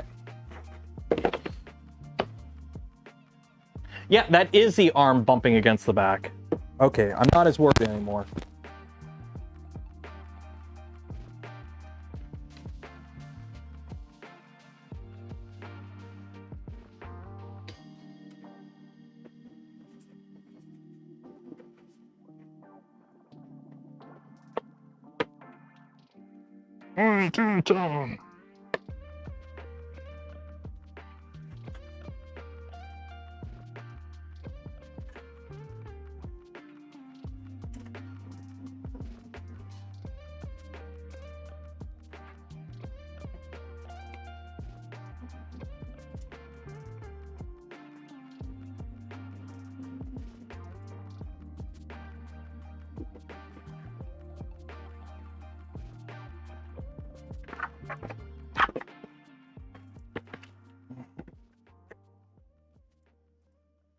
There we go.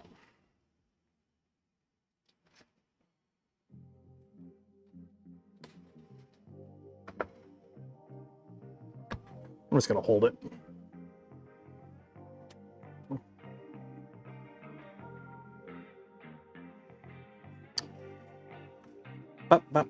Actually, there. There we go.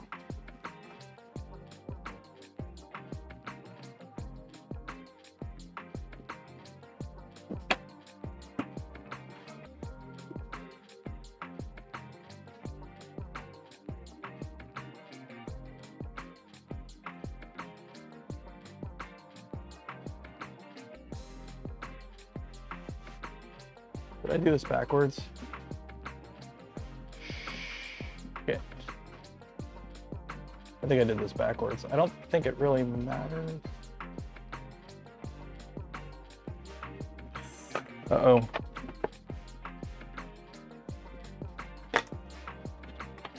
I don't think it really matters. I think these are all the same.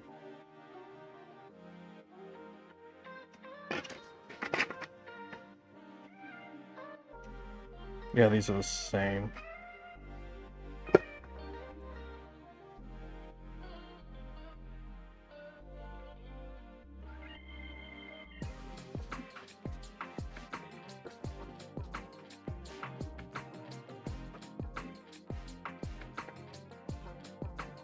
Yeah, these are all the same. Not too concerned. I'm just realizing I thought it was the big hole that went up front, but it's the small hole because the spacing here is different than the spacing here. So at the front, it's kind of flush. So I'll just have to spin it around. But I don't think it's that big of a deal because I think these four are the same. At least I can't tell any difference between the four of these. Oh, no, there is a difference. But I don't think it actually matters. Yeah, I don't think it matters. Yeah, I don't think it matters. Yeah, I don't think it matters.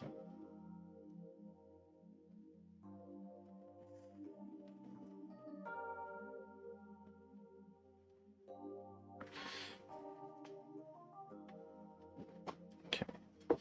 Glue this up now.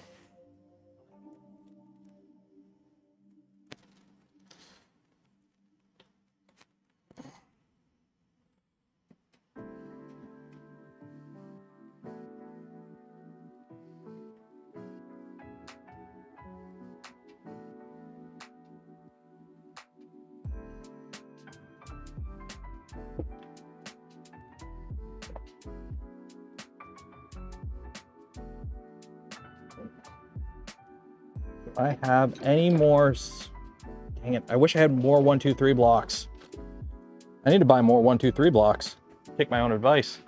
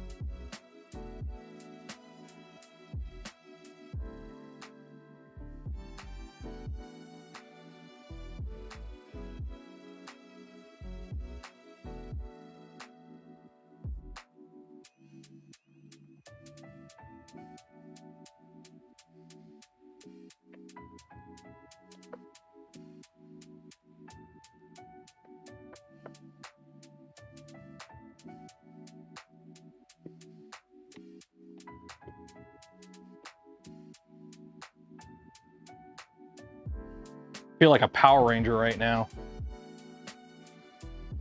Tyrannosaurus!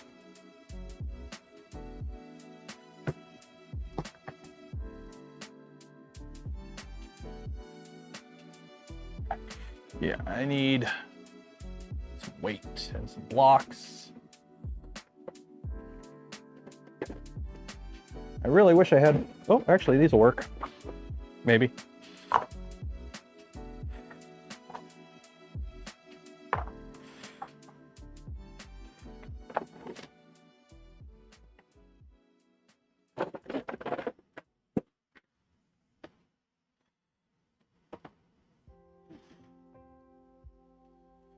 Who here has played Baldur's Gate?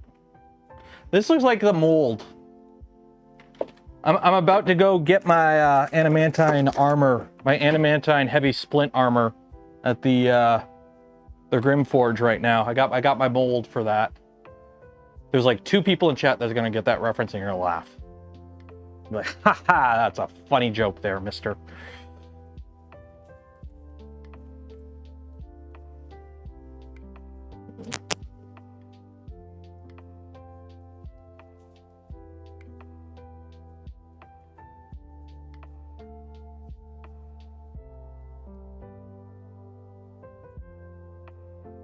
Okay, so if that's the front, that means that these go like, this is the front, so go on here like that.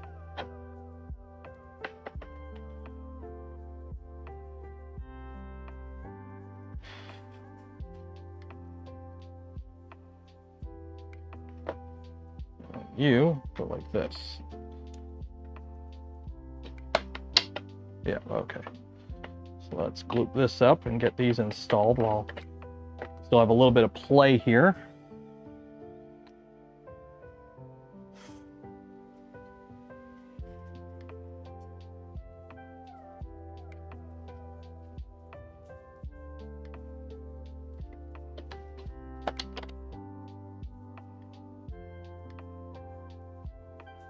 There we go.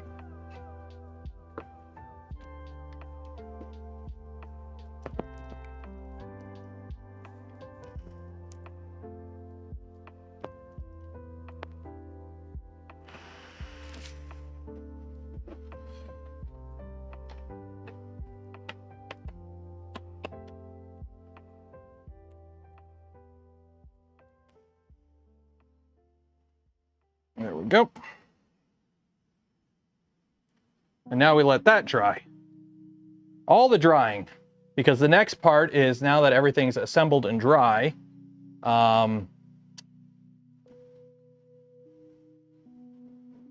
we need to put the two halves together and put the crotchular region on. Did I print this part? I don't know if I printed that part. Shoot, 1 second. I might not have printed that part. Oh, I did. I did. You want to talk about parts that are nightmares to print? 3D print that. Like, obviously there was support on the bottom, but it's like freaking nightmare.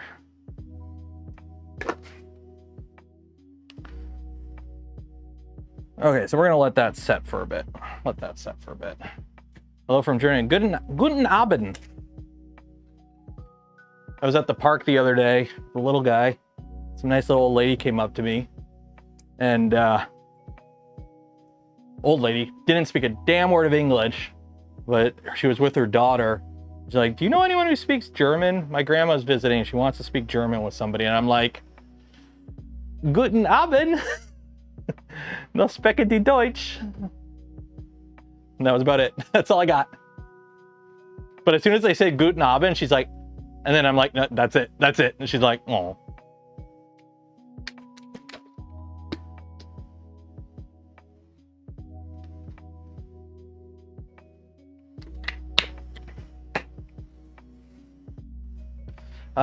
Part could be split in the... The problem is with that, and I've done it on 2 parts on this. There are 2 parts on this that I have split into multiple parts. But they were like, just like single parts that like... What I'm worried about is if I start splitting parts into... We're already having enough issues with tolerancing and making everything fit together. The last thing I want is to add more tolerancing issues. Like, for my engineers in chat and my mechanical designers and everyone who's involved in that sort of field, stacking tolerances is a bitch. And we're already running into enough problems with stacking tolerances, so. Moved over from Germany, that's why I came to Montana to visit. Ah, thanks. Okay, show. I think we're ready to mount the next part. So this will sit flat, hopefully. Take you off. Take you off. So you're gonna sit flat.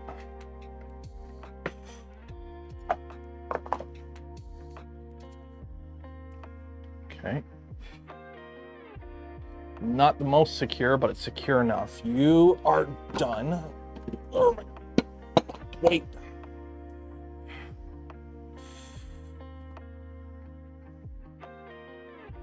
So I think these are the same. I don't think it matters which one goes where. So you're gonna go on here.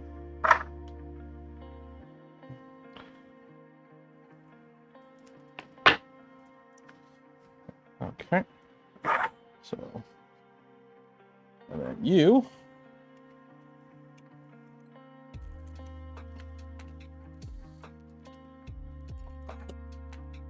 are gonna go on here.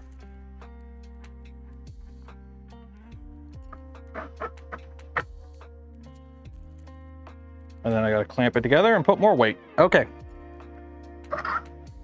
More clamping, more weight. More clamping, more weight.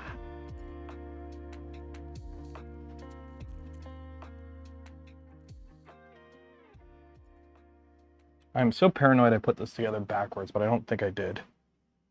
Okay, well, it is what it is.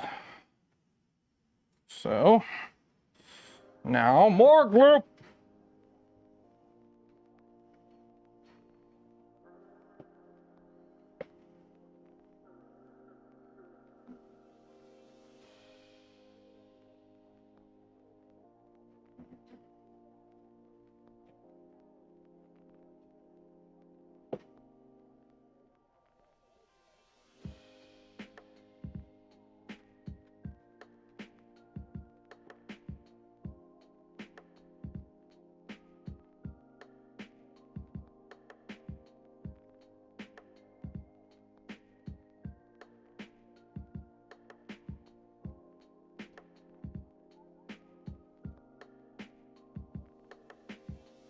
Okay, you go there.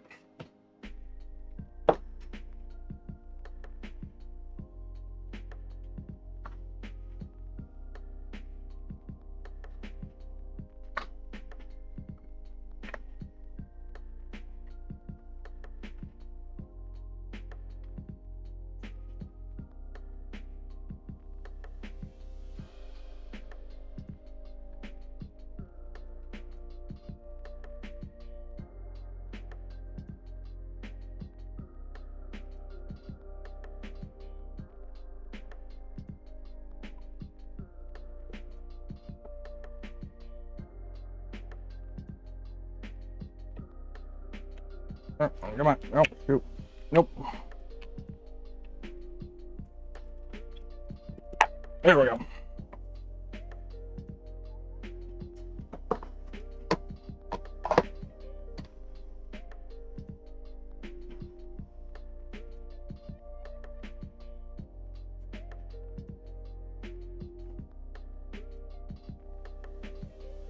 There we go. Lieutenant Dan, you got some magic legs now.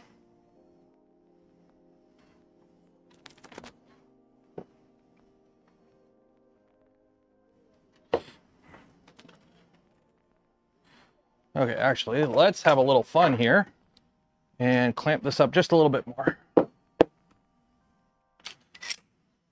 I can't do that. Maybe I can. Let's see.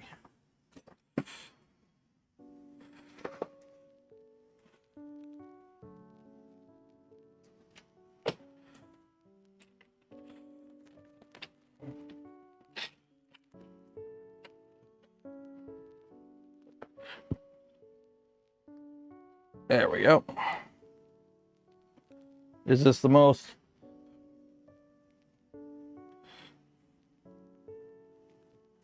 There we go.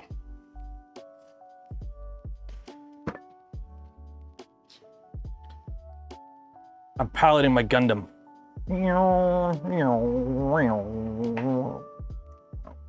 Hopefully I didn't break anything there. It's a Gundam. What kind of clamp is that? This one? I made it in shop class. I can't remember what the proper type and name for this kind of clamp is, but I made it in shop class when I was an apprentice. Same with this sign vise or sign plate and part of a vise that I had this really nice sign vise that you could do all the angles on and everything, and it was a clamp and everything. And then I built it and it was really good. This is all hardened and everything. I machined it myself, but somebody in my shop, as part of their apprenticeship program, they were missing one part and they're like, shit, they had to go to class. Like it was afternoon apprenticeship. And they're like, I forgot to make this one part. Can I borrow the one from your vise? And I gave it to him and he never gave it back. So I've got like, literally it's the part that holds it all together. Did everyone make a clamp? Yep, I made clamps. I made 1, 2, 3 blocks. Made a sign plate. I made a mold too, but I don't have it anymore. I brought it to like a scrapyard. I got like 10 bucks for it because it was made out of steel. It was 80 pounds.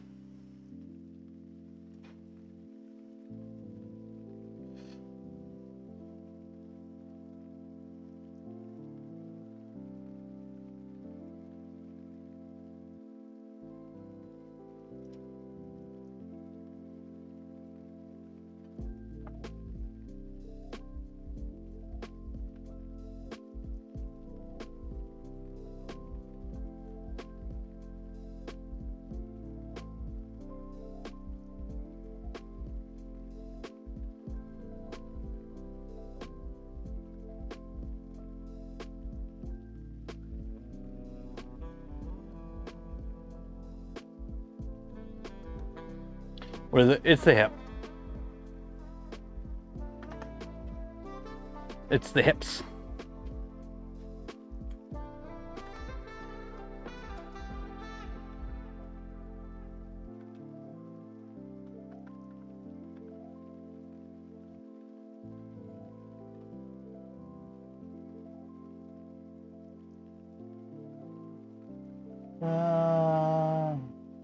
Since I want to, dude, bandsaws are so nice. A proper bandsaw.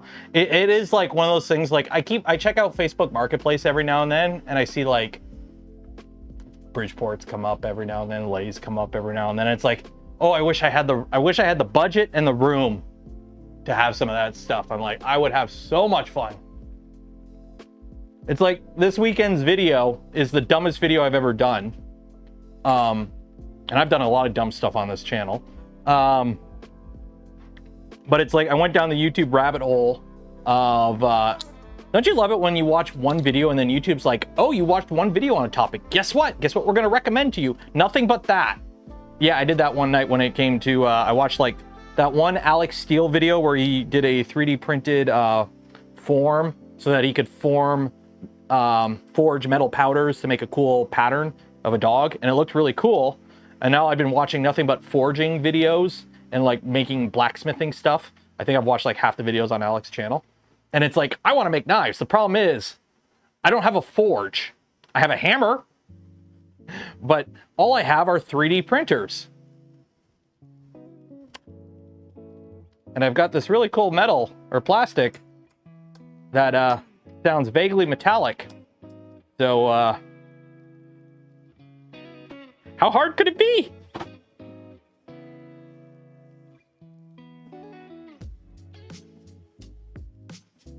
The worst is when you watch a clip. Have you ever done it where like on your homepage, YouTube's like, oh, here's a clip from a movie or something. It happened to me the other day. It was like a clip from like Apollo 13 or something. And I watched the one clip and then I refreshed my homepage, nothing but movie clips. It's like, oh, here's a clip from the movie Airplane. Here's a clip from, you know, this random 20s or freaking 90s movie, Wag the Dog. I'm like, okay, cool, but now my whole homepage is nothing but movies.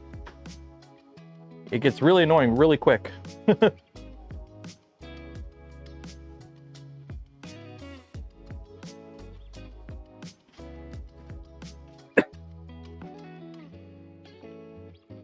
So this part needs to be really secure, so I don't want to take it off prematurely.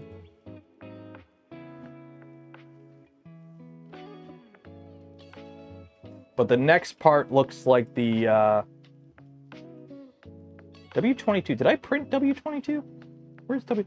I did not print that part. I did not print this itty bitty part right here. Uh-oh. Uh-oh. I don't think I need it. I think it's just the dressing part. I could put it in later.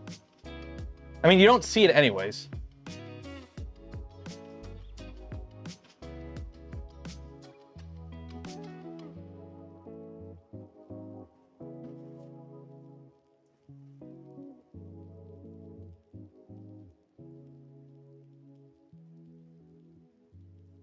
Oh well.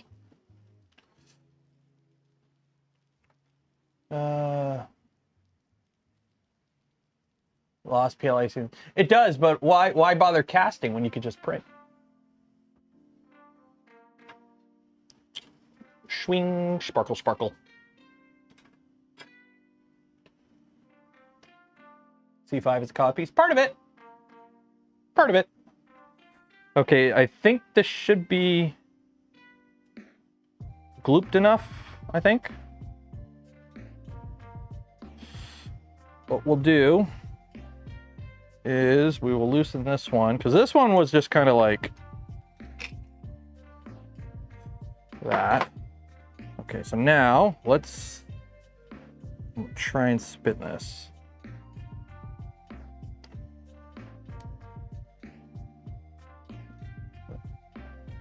A little bit extra insurance while we faff around with this. Wait, I gotta do. Oop.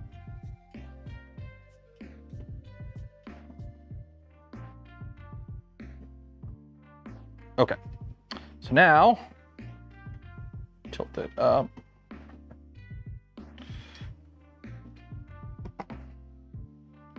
There we go. That looks vaguely Gundam-esque. So now we need to put the cod piece on, or the butt piece. So this part goes onto here.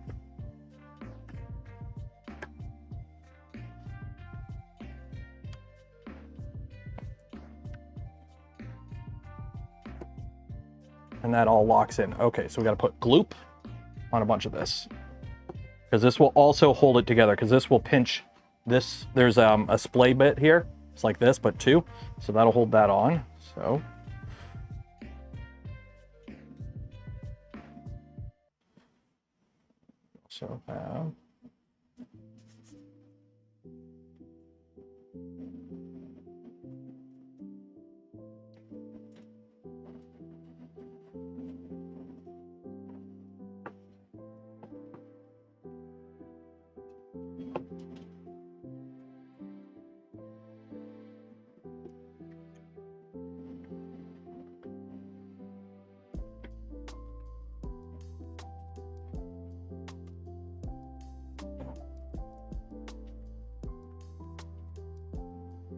there we go.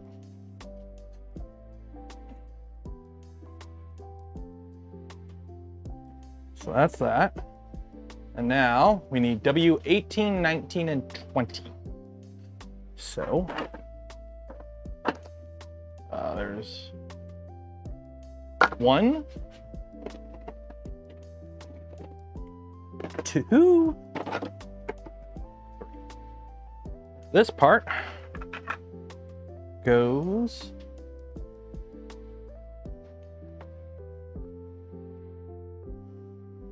okay. Wait.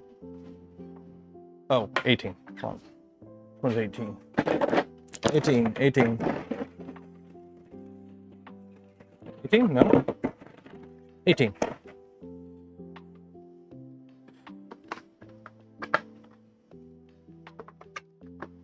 Okay, so that needs to be able to pivot. So we need to put a little bit of tape on here so that we get a little bit of stiction. I need thinner blue tape. The joy of buying a crap ton of tape, just so you have thin tape for stupid little tasks like this. Forgetting the gloves when glooping. You know it! Do as I say, not as I do.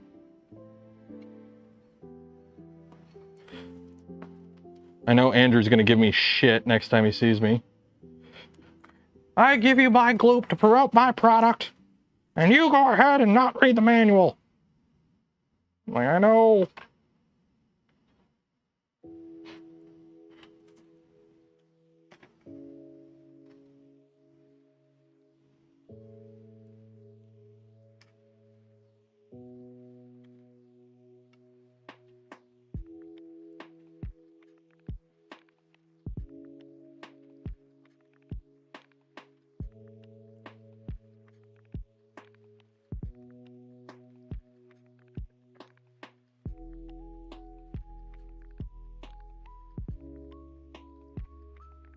Okay.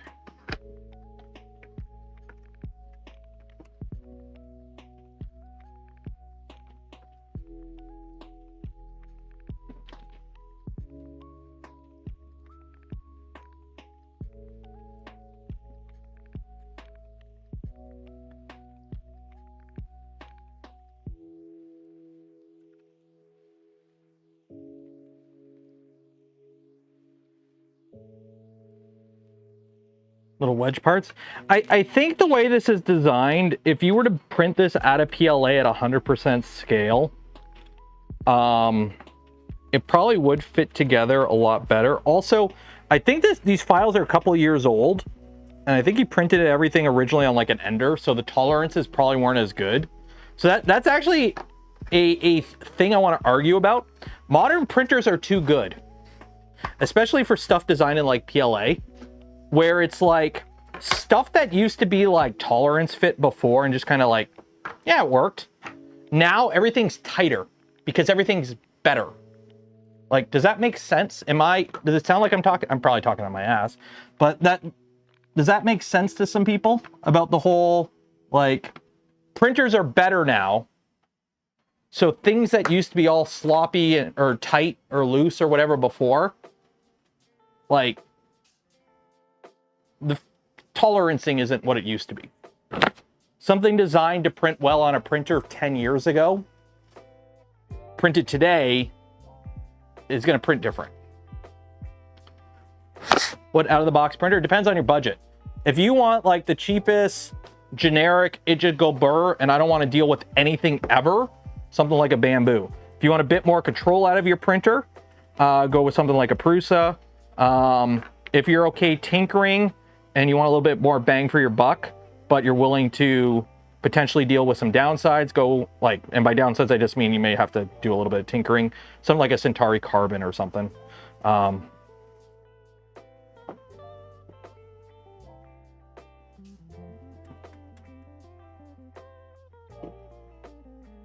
So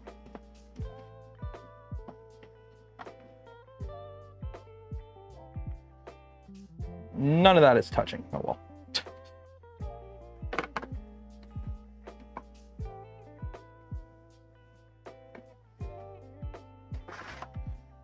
I'm wearing my gloves. Don't worry, I'm wearing my gloves.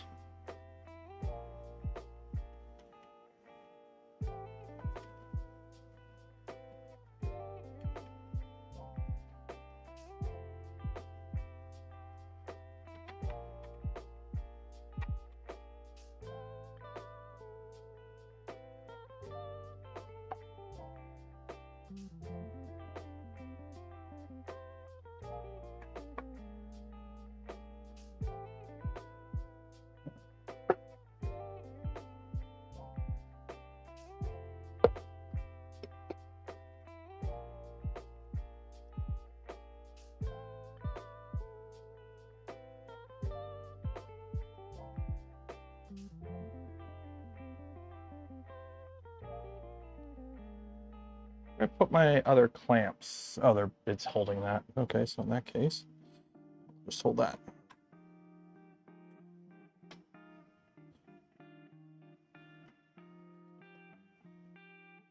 Zaku has a patch for the pilot to enter, and the pilot's seat slides over the hatch for the controls. Lots of nice.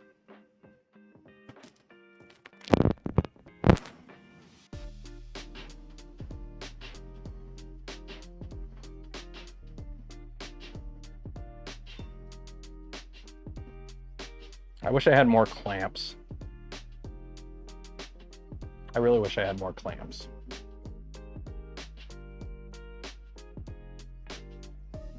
Because this is the downside. It's like, do a little bit, clamp, wait. Do a little bit, clamp, wait.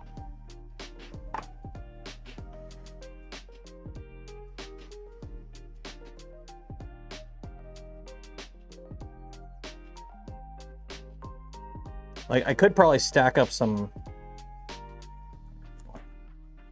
All right, waiting for that. I need to get more tape. I'm running out of blue tape. I got to buy more blue tape. I'm just going to tape it.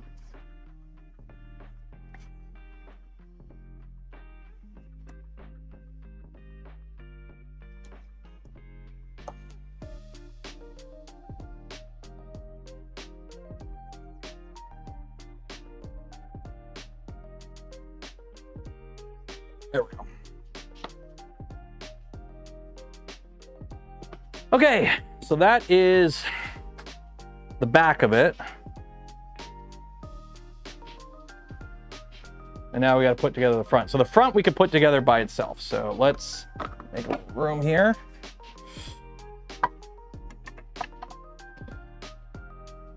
How's that all holding up back there? I should probably actually...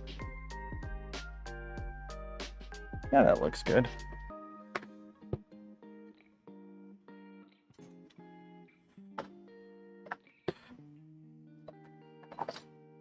Okay, so now we need this guy, this guy, and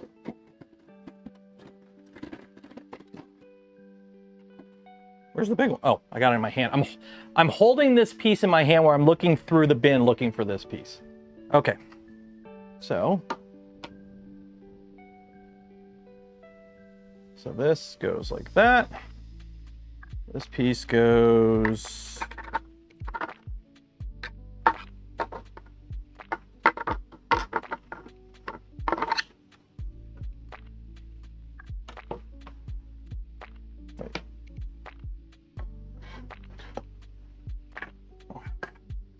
where does that go?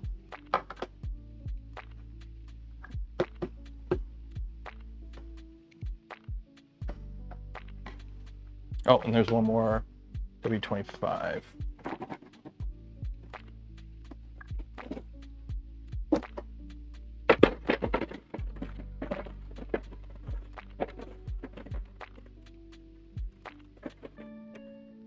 Where's W25?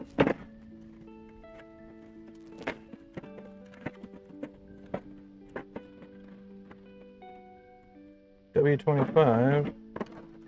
Which one's W? That's white, right? W25. Did I? W25.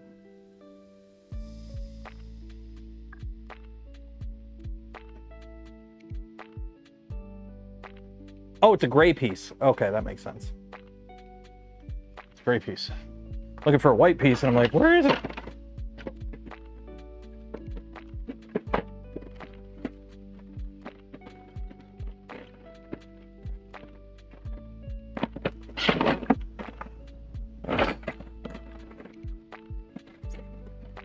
Uh-oh. Gotcha. Gotcha. Okay, so let's figure this out.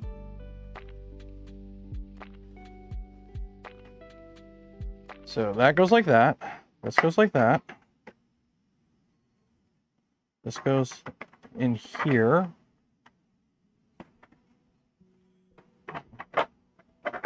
Okay, so this goes into this big guy.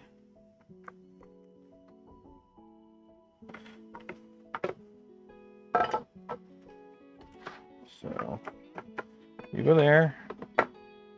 You go there.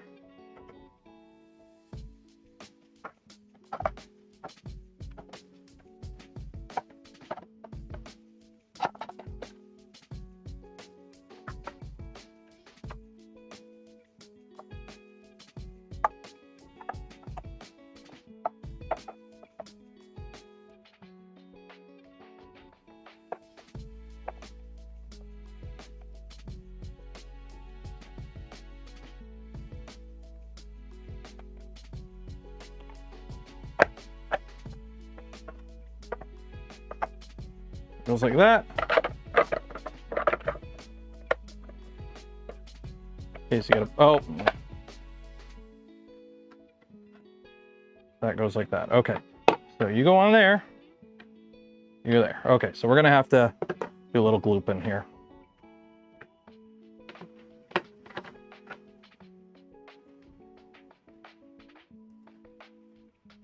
That goes there, that goes there.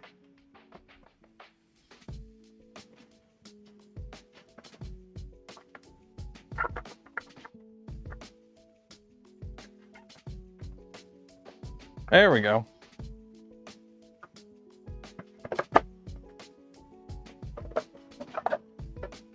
That is all of that. Apparently this opens up for some reason. I don't know why, but it opens up. I'm gonna glue it all together because I really don't care about it opening up. I'll be honest.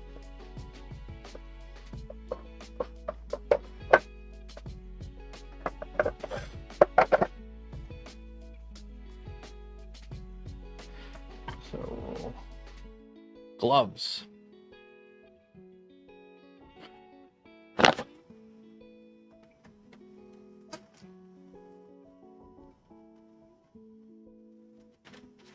Get a set of vice clamps. Yeah, I know, I gotta buy more.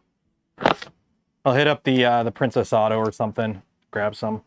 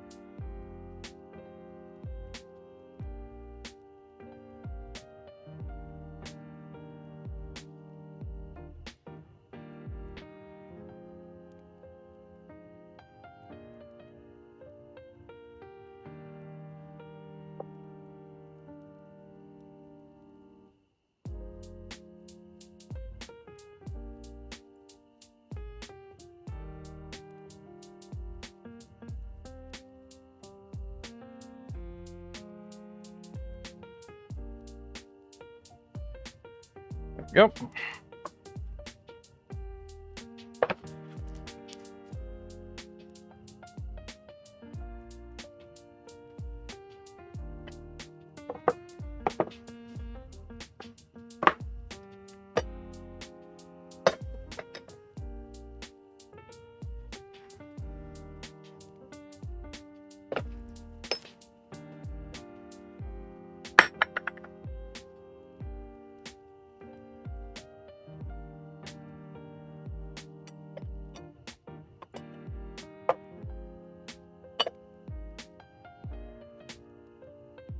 There we go. Okay.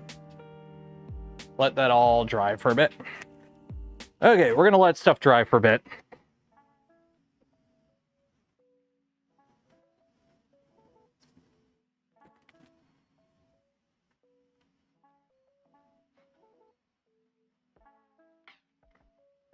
Let stuff dry for a bit.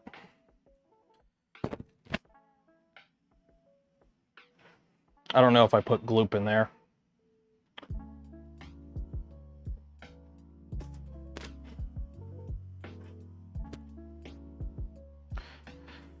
Well, we're going to do my little gloop trick. I've done this before. It's super, I don't know how proper it is with gloop, but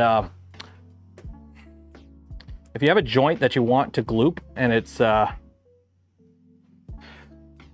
pretty narrow,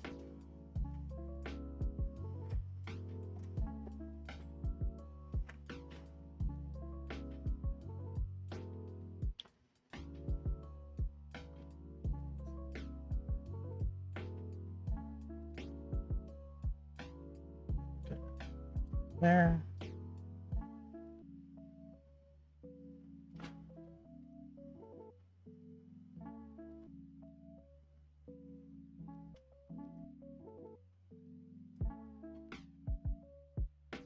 There we go.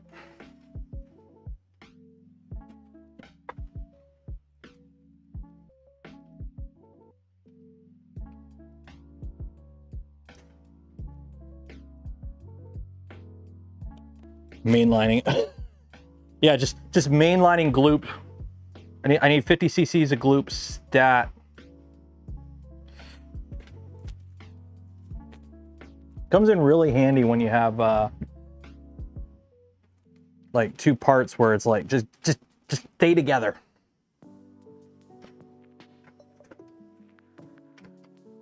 I gotta have more weight. There we go.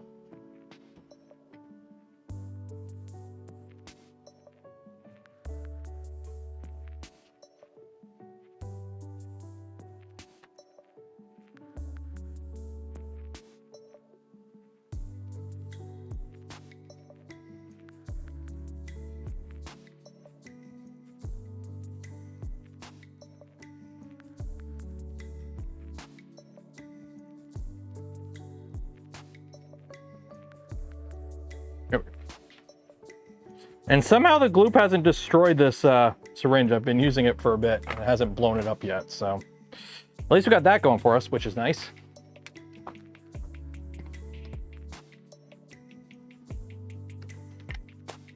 Will this fit in the T45? No, the T45 is taller. This will be about 6 feet. The T45 will make me about 6.5, 7 feet. And after we finish this, I'm going back to finishing the T45. I got to get that done. I want to get it done for Christmas or Halloween. Special deal about this hammer? I don't know. I bought it for work when I worked in a mold shop. I've hit stuff very hard with it. It's just, I needed weight and it's a hammer. Hammers are heavy. Although I got to be careful because all these are white parts and I keep clamping them and I've scuffed up a few parts already, but it's wear. Right? The Gundams aren't perfect, right? They got a little bit of wear to them. Expensive. Oh no, this hammer isn't expensive. This is the expensive hammer. This is a Lixie. This is a Lixie 200H. Go on Google, type Lixie, L-I-X-I-E, 200H. This is a dead blow hammer. It's got replaceable faces, so you can put different faces with different hardness. So you have a black face here, which is like the harder one, and then a soft green face here. So if you have to hit something that, you know, it's been hand worked, or it's like a softer metal or not even metal and you don't want to mar it. And it is filled with, I don't know if you can hear it, shot. So it's a proper dead blow hammer. Lixie. Really nice to have. It's one of those tools that, like, unless you need it, don't waste the money. But if you do need a really good dead blow hammer, they are super nice. 400? Are they 400? Lixie 200H. Don't look at Amazon. Yeah. 200 Canadian. I paid, when I bought it back in, I want to say 2013, I paid about 120 Canadian, roughly. So, what's the dry time for Gloop? It dries, I don't know, 5-ish minutes. It depends on how much force is. If you're just holding two parts together flat, it dries pretty quick. Like, it sets pretty quick, and then you want to give it like a couple hours for it to properly set, but it holds after a couple minutes. But some of these parts on here have like forces on them, like trying to push them apart because of like tensioning and whatnot. So some of the parts you kind of want to give them a little bit extra. So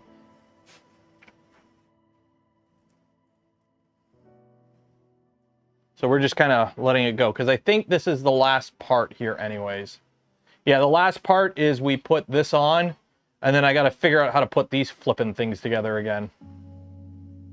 These are the side waist parts, I think. Or no, these are the front and back. These are the sides, I think. Because then we got to put all the legs together. Look at the legs. Jeez.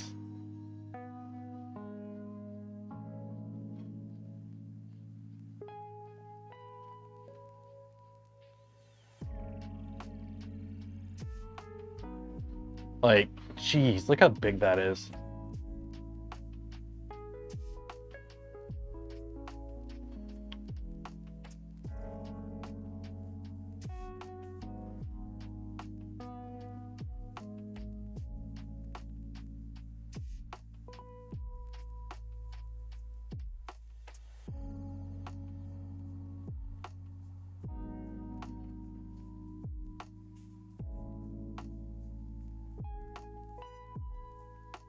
Oh, I think I screwed up. I don't think I was supposed to glue this on, because the backpack go through here.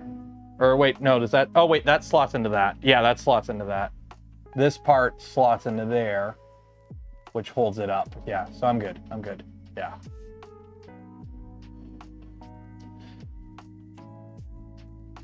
And then you put all these little waist pieces on. I'm probably just gonna glue these together so that they don't move. I don't want to deal with the whole mechanicals of them.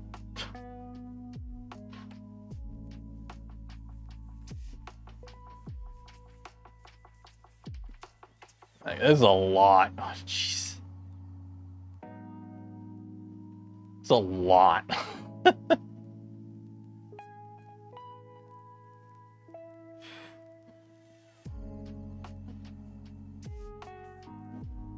Okay, let's move this around. So you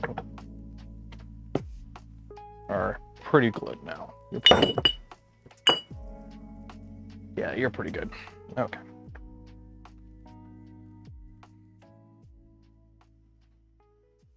Oh, no, I forgot the most critical part, guys. Oh, no. Oh, no. Oh, no. We forgot the most important part of the Gundam. We can't have it without this. We can't call it a Gundam. Wait. Wait. Wait.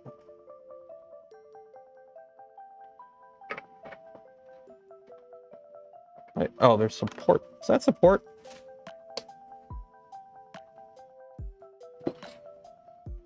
Got a little piece of support stuck in there.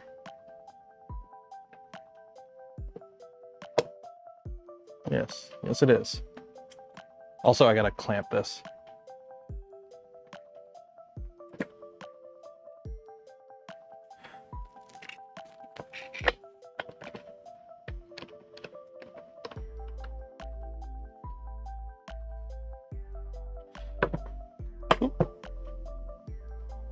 And some proper snips to fit that off.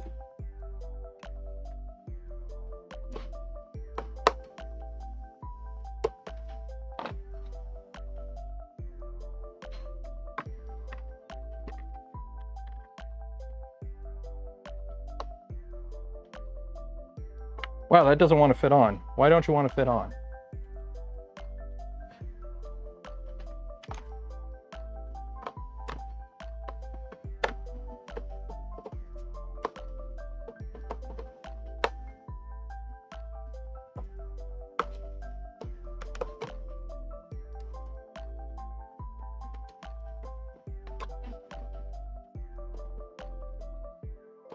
There we go. There we go.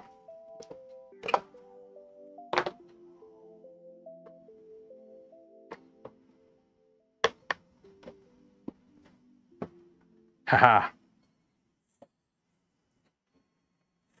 There's our Gundam chevron. There we go. Then this, you flip around. Actually, I'll probably lay it on its back.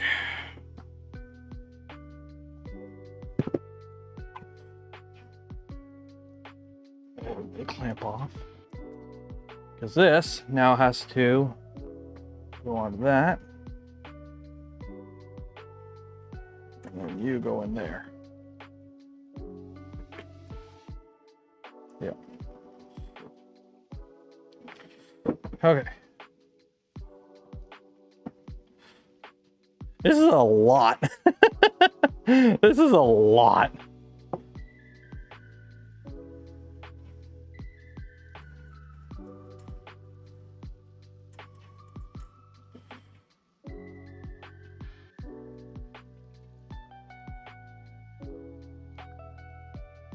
And I forgot the gloves again. Sorry.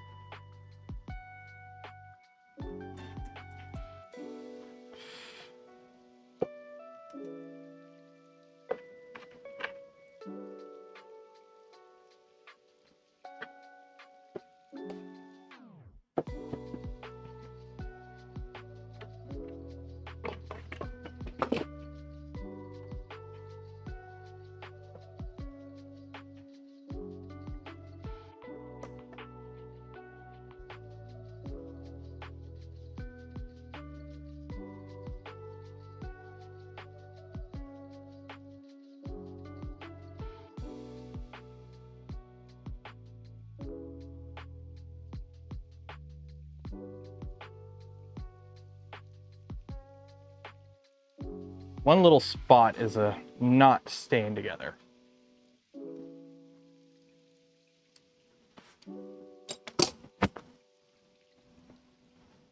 This right here is being a bit annoying on me.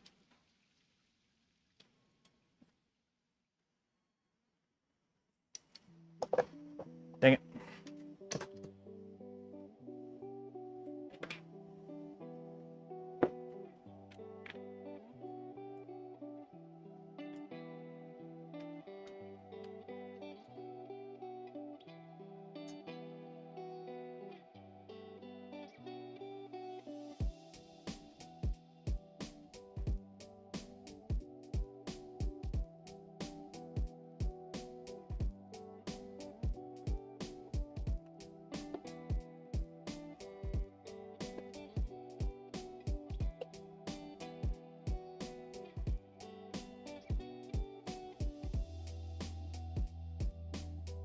There we go.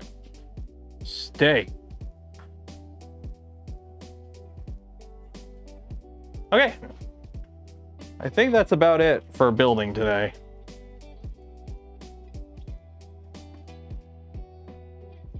I think that's about it for building today. Or at least I gotta let stuff set for a bit so I can actually clean up my desk. Make some room. Do I do this full time? I mean, YouTubing? I've been full-time YouTuber for 3 years. So if you want to help support the channel, the content I create, and the things I do, consider becoming a channel member, Patreon supporter, or if you're really cool, gifting memberships to others, because that is my job.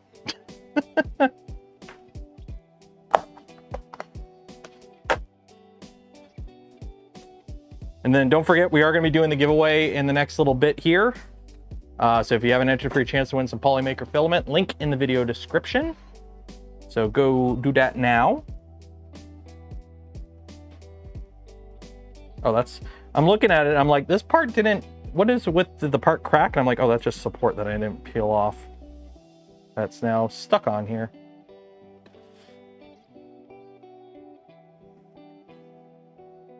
This thing is huge. This thing is huge. Enough fumes for one day? I think so. I think so. I should probably get all this gloop off my hands using some ISO. Clean the hands a little bit. Oh, that's right, I have a paper cut. Ow!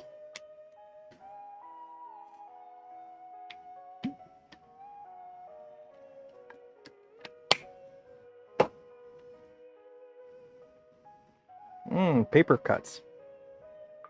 How are these coming along? Printing good? Printing good.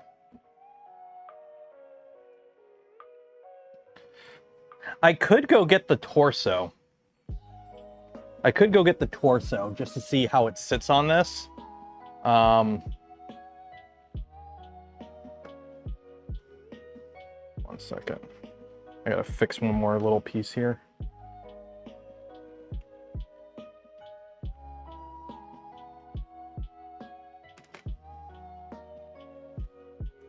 Doesn't want to stay together. Yeah, I need to get more clamps.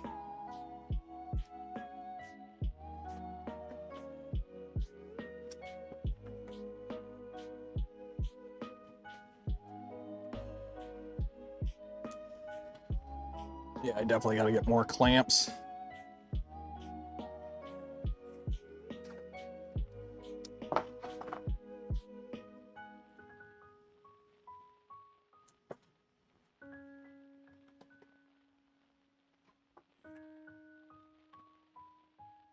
You stand right in front of the maple leaf, it looks like you have a Canadian halo. Oh, oh. Run to Princess Auto. That's the plan. Do that tomorrow.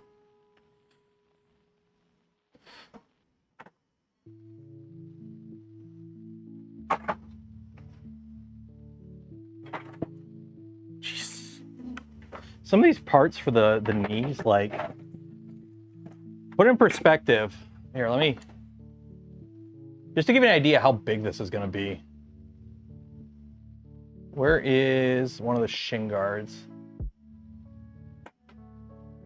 So that's the knees, that's that.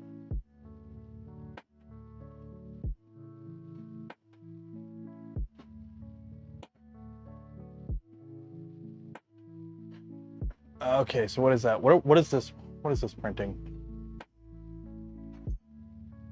What part is this? This is 41. So 41 and 42. So this is 40, this is 41 right here. So where's 41 at? On here.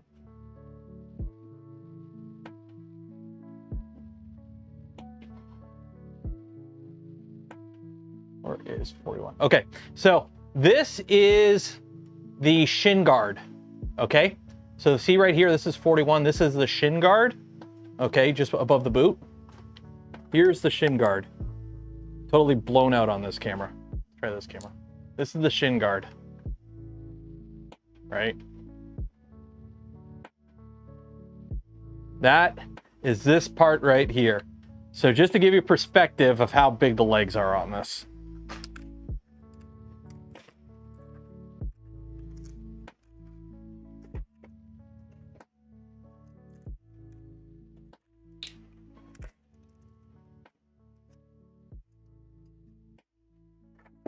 And then, where's the ankle joint?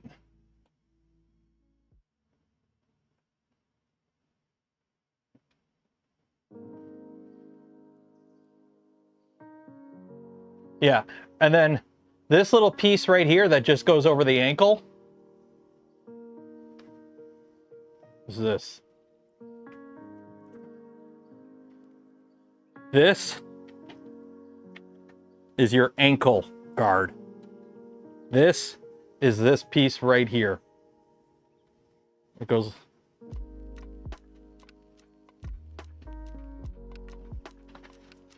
These boots are big. This thing has some heckin' stompers.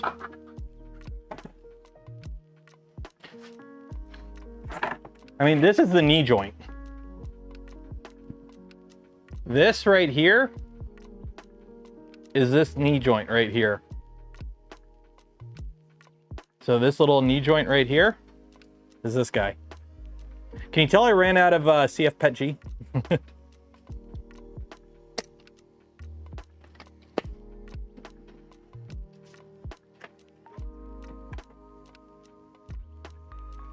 Let me go get the torso. Let me go get the torso so we can take a look at this in its proper scale.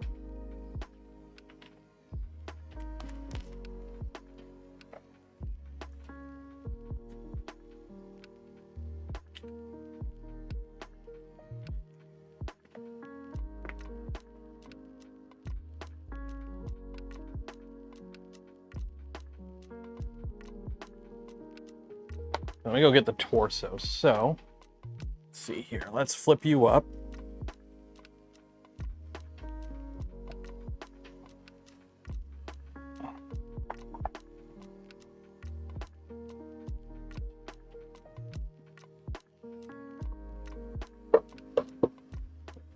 One, two, three, lock. Oh, trying to get it to balance straight up so it doesn't fall down on me. There you go. Okay. So there we go for the camera. Let me go get the torso and put the torso on this.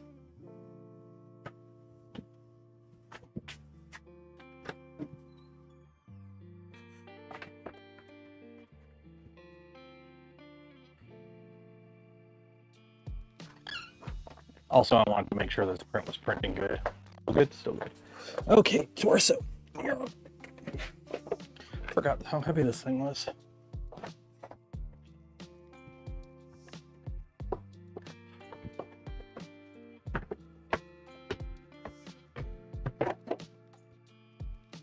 Totally tripped and almost fell on it.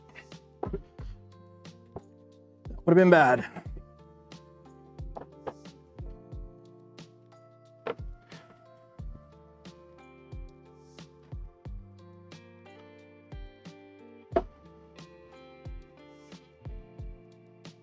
I don't have a wider angle camera lens.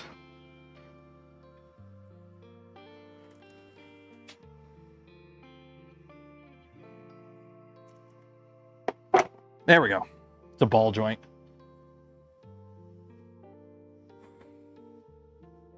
Ta-da!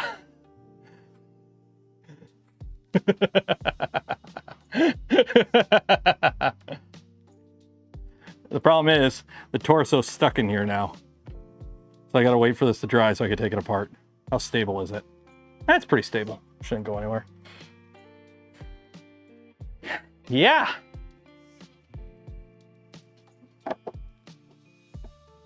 I gotta fiddle. There's supposed to be a locking mechanism to hold that so it doesn't fall out, but you can see where the pilot's at in there and everything. But it's very finicky and I keep getting it stuck. So yeah, we have a little bit of torso movement as well. Blocking the back. It's more front heavy.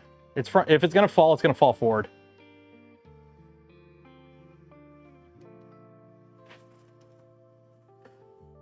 It's standing on its little legs. Again, all the filament for this was graciously given by Prusament. This is a sponsored build. Prusa has sponsored the filament for this build series, just so you're aware. So, yeah. Here, I'll take a picture of it and post it in the Discord.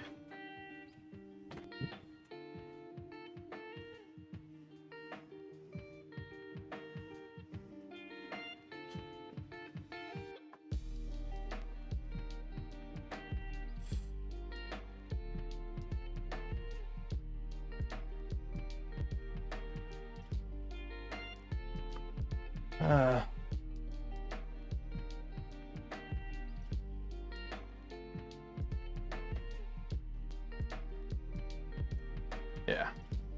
So this is where we're at right now.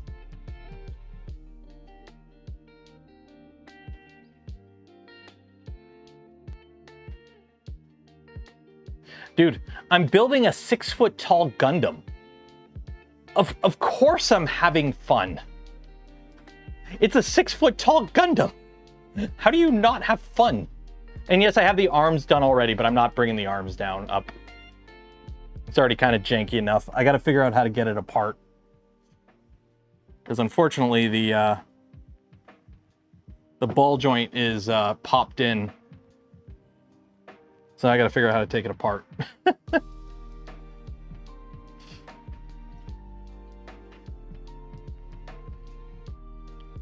How tall am I? I'm 5'9", so it's gonna be taller than me.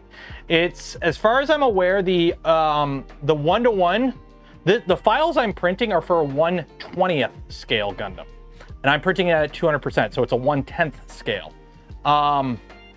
So the files come out to, if you print everything as it's downloaded, it's a 95 centimeter tall Gundam, so just under a meter. So this will be about 190 centimeters, which will be whatever in feet. So, actually, it might even taller than 6 feet, because that's also, I haven't accounted for like any shimming or like stand or whatever I put it on. So yeah, it's gonna be tall.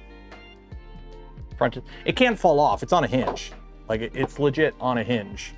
In fact, it's supposed to like,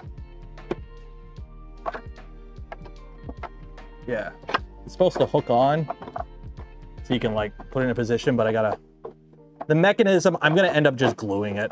I'll be honest, I'm probably just gonna end up gluing it. Because it's supposed to open up so you can see the cockpit. There's a core fighter in here. For anyone who's watched Gundam, there is a full core fighter in here. It weighs 1 kilogram. There's a full 1 kilogram weight core fighter in here. But you can't see it because it's under all the armor. And because I don't want to be constantly fiddling with this, every time I move it anywhere, I'm gluing a lot of it together, so.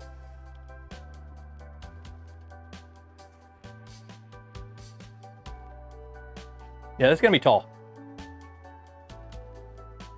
It's funny, I shared a picture of the torso with the arms, because, here, let me, yeah, because if you want to see like the torso and the arms here, so that's with the arms on it.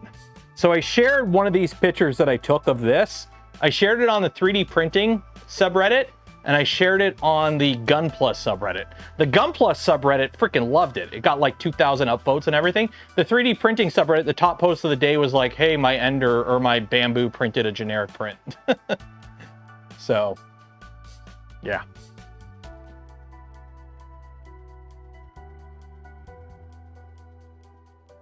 Okay, we're gonna be doing the giveaway in 10 minutes. If you haven't entered for your chance to win some Polymaker filament, link in the video description, enter for your chance. Do this now.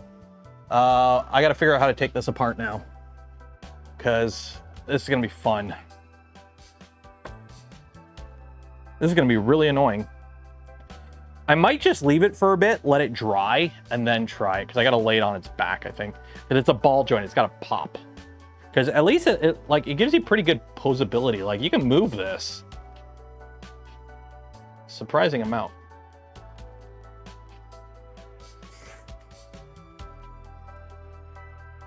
Stream Elements a bot? In chat? Yeah.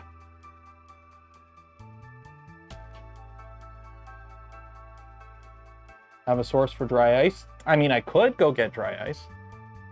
Put it outside for Halloween. Not outside, I'll have it in the garage. I might do, if I can get the power armor done, I might set up the garage so that like people could come in. And there's still like posability in some of these. Well, I can't show you that because it's off camera. I love how like the head is completely off. I don't have the head done. I've got a couple parts for the head printed, but yeah. So yeah, these parts are the, like these go in front here. So I might end up, let me see, can I just glue these? I might just glue these. I might not bother making these posable. I might just say screw it and just make these solid one piece, like, armor plates. We'll see. Maybe we'll faff around with them on the stream on tomorrow or something. Because I think they just kind of lock in.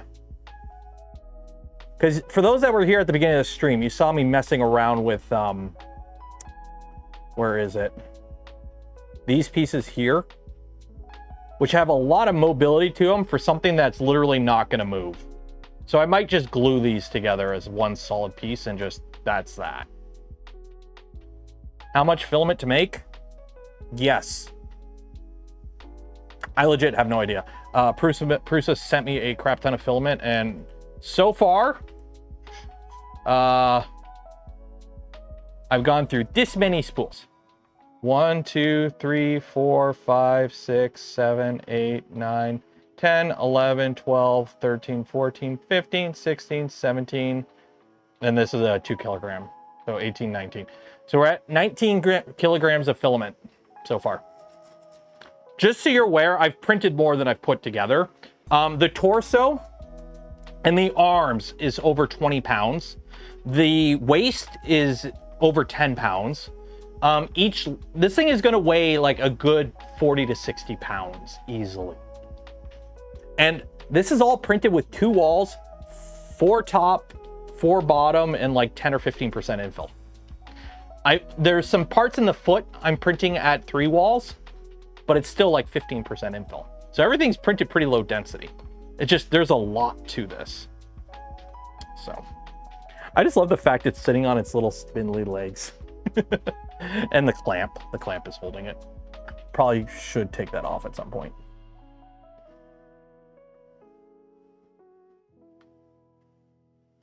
Because I would like to have it where you can just kind of like, how do the legs attach? That's what I'm a little worried about. I think the legs are going to be pretty permanent. Like, this is going to be a nightmare to move around. The arms come off. I want the upper body to come off the torso, because I think the legs are pretty permanent. Do they envelop it? Yeah, they envelop it. So yeah, this whole lower body is going to be one assembly. So the plan would just be like, have the torso just drop onto it, put the arms on. So torso and head one piece, each arm as a piece. And then the waist and legs as a piece, and the stand. So yeah, they're all 1 kilogram spools, or the bigger ones are 2. I'm printing a lot of 2 kilogram spools right now for the white. So this is gonna be heavy. It should be able to sit down. It should be able to sit down. There's enough movement. It should be able to sit down, hopefully. Maybe not in the waist. I don't know how much these parts will move, the flaps. These will be able to pivot, that's for sure. Okay, I gotta figure out how to get this apart now. I'm gonna have to get the wife out here to help, I think. Get the wifey out here. Because, yeah, because see, the whole thing comes up when I do that. Let's see if I can get you under there. And just kind of walk it out. There we go, walk it out. There we go. So yeah, so there's the torso. Oh my God, I'm just gonna put you right here. Nope, I'm gonna put you right here.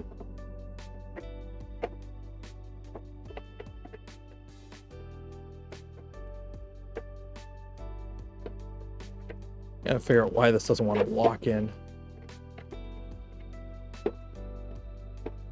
There we go. Lieutenant Land, you got magic legs. Okay. Who wants to do a giveaway? We've got a giveaway in 7 minutes. So if you haven't entered for your chance to win some polymaker filament, do this now. We're gonna be doing the giveaway in 7 minutes. 7 minutes.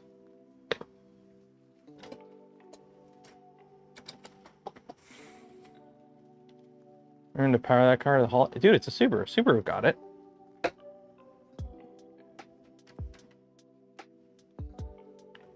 Correct filament colors. It is printed in the closest colors to the official spec Gundam colors that that Prusa has. Like, I know technically the white isn't white on a Gundam. It's like a greenish white. But yeah. the posing for this guy is all messed up.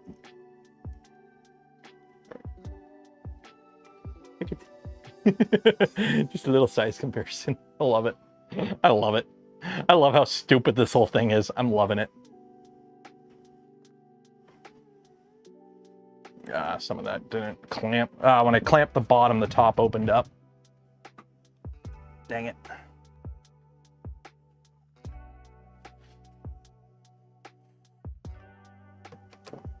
Ah! No, my Gundam.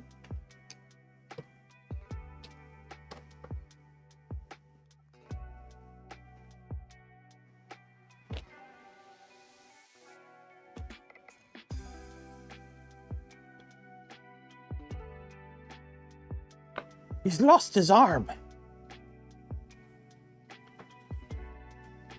But yeah, it's funny when you look at it, because I have, you know, it's nice to have this guy here as a reference, because this is a high grade model of the Gundam. So it's pretty much, it's proportionally the same, but it just shows you how much of a Gundam is legs. Like, these are a lot of legs for a Gundam. So.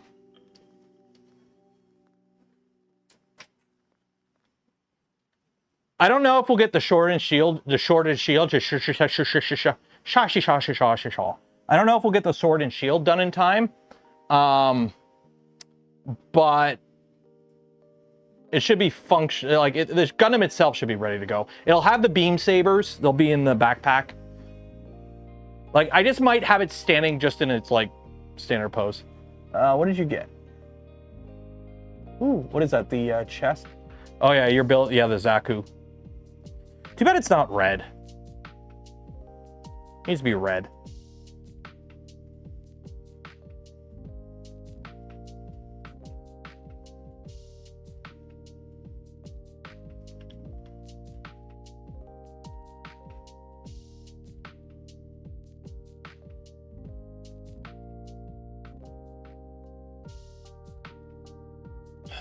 You have Chars right on. Ooh, that's gotta be a fun build. Although I wonder if the build's the same thing, it's just different color, or if it's like an actual different model.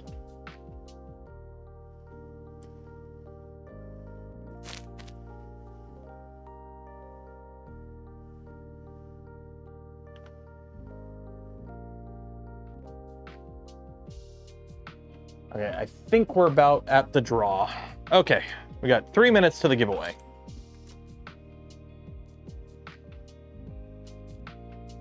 There is going to be a lot of weight on these joints. Hopefully it holds. Because there's supposed to be a, I think there's a mount point underneath. Yeah, there's a mount point underneath for holding it together, so.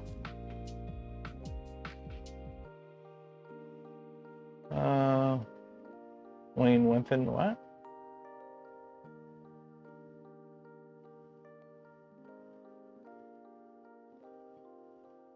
Yeah, I don't know how the top fans things work. Because it's showing the silver something as #1. I don't know how.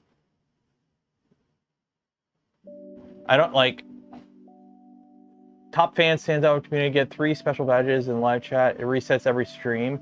How do you get to the leaderboard? You'll need to collect experience points or XP. Send live chat messages, send super chat, and super stickers. I don't like how YouTube doesn't promote memberships. Like, I have the stupid goal set for like 10 super chats or whatever, and I do a dance. But it's like, I'd rather members. I'd rather people gift memberships than super chats and stickers. Those don't get anything. Like, I mean, I get the money. But I mean, like, if you gift $25 super chat or you gift 5 memberships, I get the same amount each. But one of them leads 5 people in the community to get a benefit. Maybe that's why YouTube doesn't promote that. Maybe that's it. Maybe it's the super chat thing. They're like, we'd rather you people spend money and not actually get anything out of it versus like actually get stuff out of it.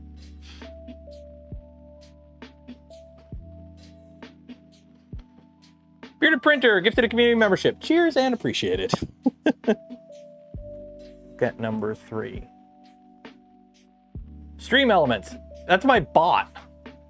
that just tells you to buy merch or something. Like the smash button. You know why? Because you all haven't liked the smash button. That's why.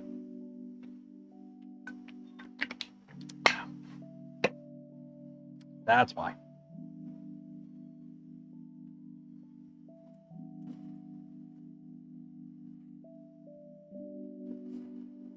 That totally does look like the mold from the Grimforge in Baldur's Gate 3. That totally does look like a mold from the Grimforge from Baldur's Gate 3.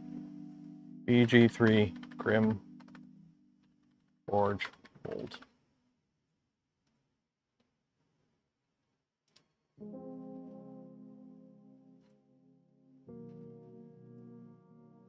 Seriously. Although nobody uses the weapons. Yeah. Eh? Eh? Huh? Huh? You see it? You see it? I wasn't crazy. I wasn't crazy.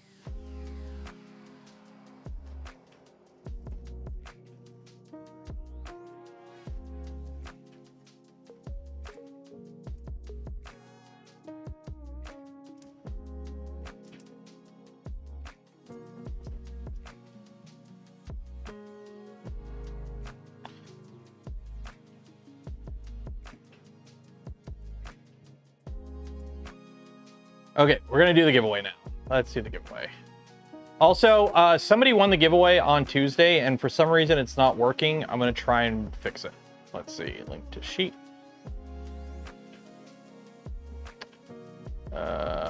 Publish, so no more of that, so save. Okay, let's see here. So we'll do the giveaway. Close all of this. I got 20 different windows open. Tomorrow, just a heads up, when it comes to the live stream tomorrow, I have no idea if there will be one because vacation stuff with the family, we got plans. If I'm home in time for a live stream, we'll just have like a late night print and chill something. If there is no stream, there just won't be a stream. So if you don't see stream posted, there is no stream. If you see a stream posted, there will be a stream. If there is a stream, it will probably be like last minute, like it goes live at 8 type of stream. So, race, random, names, clear, open. So we got 230 people, finish. Okay, randomize, bots 230. Oh, we got it right this time. Play. Okay, so how this works is if you win, you get a spool of filament from Polymaker, but if I pick your hat right now, or pick your ball right now, you win a free hat if you win. So you got to be the luckiest ball in the world, and you got to win. So I got to pick you, and you got to win. And if you do, you get a free hat right here, this one. TJL. If you win, you get a free hat, along with your spool of filament. Good luck! Exclamation mark zoom zoom makes your ball go faster. Exclamation mark gullible makes everyone else go slower. If you like the smash button, ring the bell, and are subscribed to the channel, it actually greases your ball up and makes your ball go faster. So, oh, I love this map because nobody wins. Oh, Joe Rust. Oh, go Joe. Oh, wow, you got a boost. Holy, go Joe. Oh, you've lost all your momentum. You've lost your momentum, Joe. Oh. You've lost your momentum, Joe. You've lost your momentum, Joe. They're catching up. They're catching up.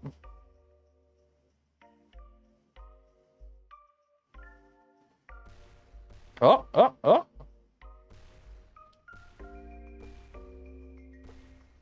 Oh. This map is a bitch. It's all momentum based on explosions. So if you, oh,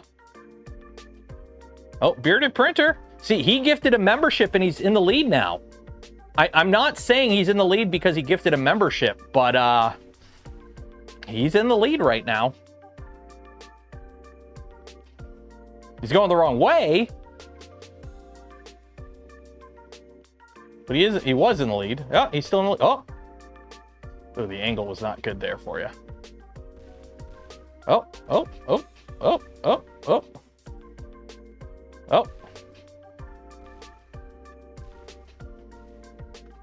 How much further is it?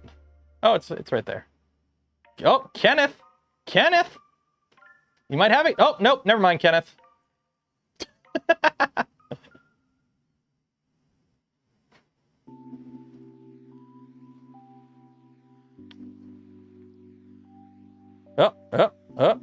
Oh, this is an evil map. Doom is in the lead.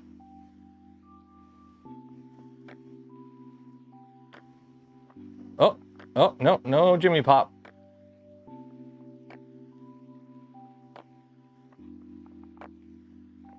Oh, CMY Keith. CMY Keith. You have won yourself a spool of filament from Polymaker. Golf claps in chat for CMY Keith, everyone. Golf claps in chat. Pull you up here. See? There you are. Okay. So you will get an email from me after the stream ends with information on how to collect your filament from Polymaker. So congratulations, CMY Keith. Okay. So let me get this filled out here.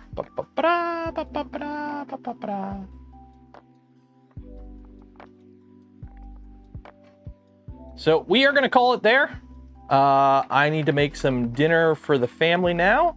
Again, tomorrow there may or may not be a stream. I don't know yet. I can't say for sure, but we will see. And then there should be a video on the channel Sunday. I just got to finish filming some of it. It's a really dumb video, but it was like one of those 2 a.m. I should make a video about this. Also, remember that stream where I tried to print something because somebody said they couldn't get it to print? It printed. And after a bit of finagling, some of them actually do spin. If you know, you know. If you don't know about it, I'm not going to explain it. But it was somebody couldn't get it to print. And we printed in PLA, and it kind of works. It's just getting the balls rolling is kind of a pain, but it does work. So anyways, going to call it there. Shout out to Polymaker for the spool of filament we gave away this way and every stream. Links to them and more in the video description. Also, shout out Gloop. We've been using their Gloop here to put this Gundam together, which is also Prusament. Yeah, I know I'm promoting 2 different brands of filament. They're both good. You can buy them both with links in the description. It's good shit. Go buy it. And for those that donate to the channel, gifted memberships to others, or became members of the channel yourself, I thank you. Would not be able to do the things I do, create the content I create without your continued support. You make it all possible. I'm Taylor Canuck Creator. It is Friday. Enjoy your weekend. Be safe out there. Wash your hands. And I will see you in the future.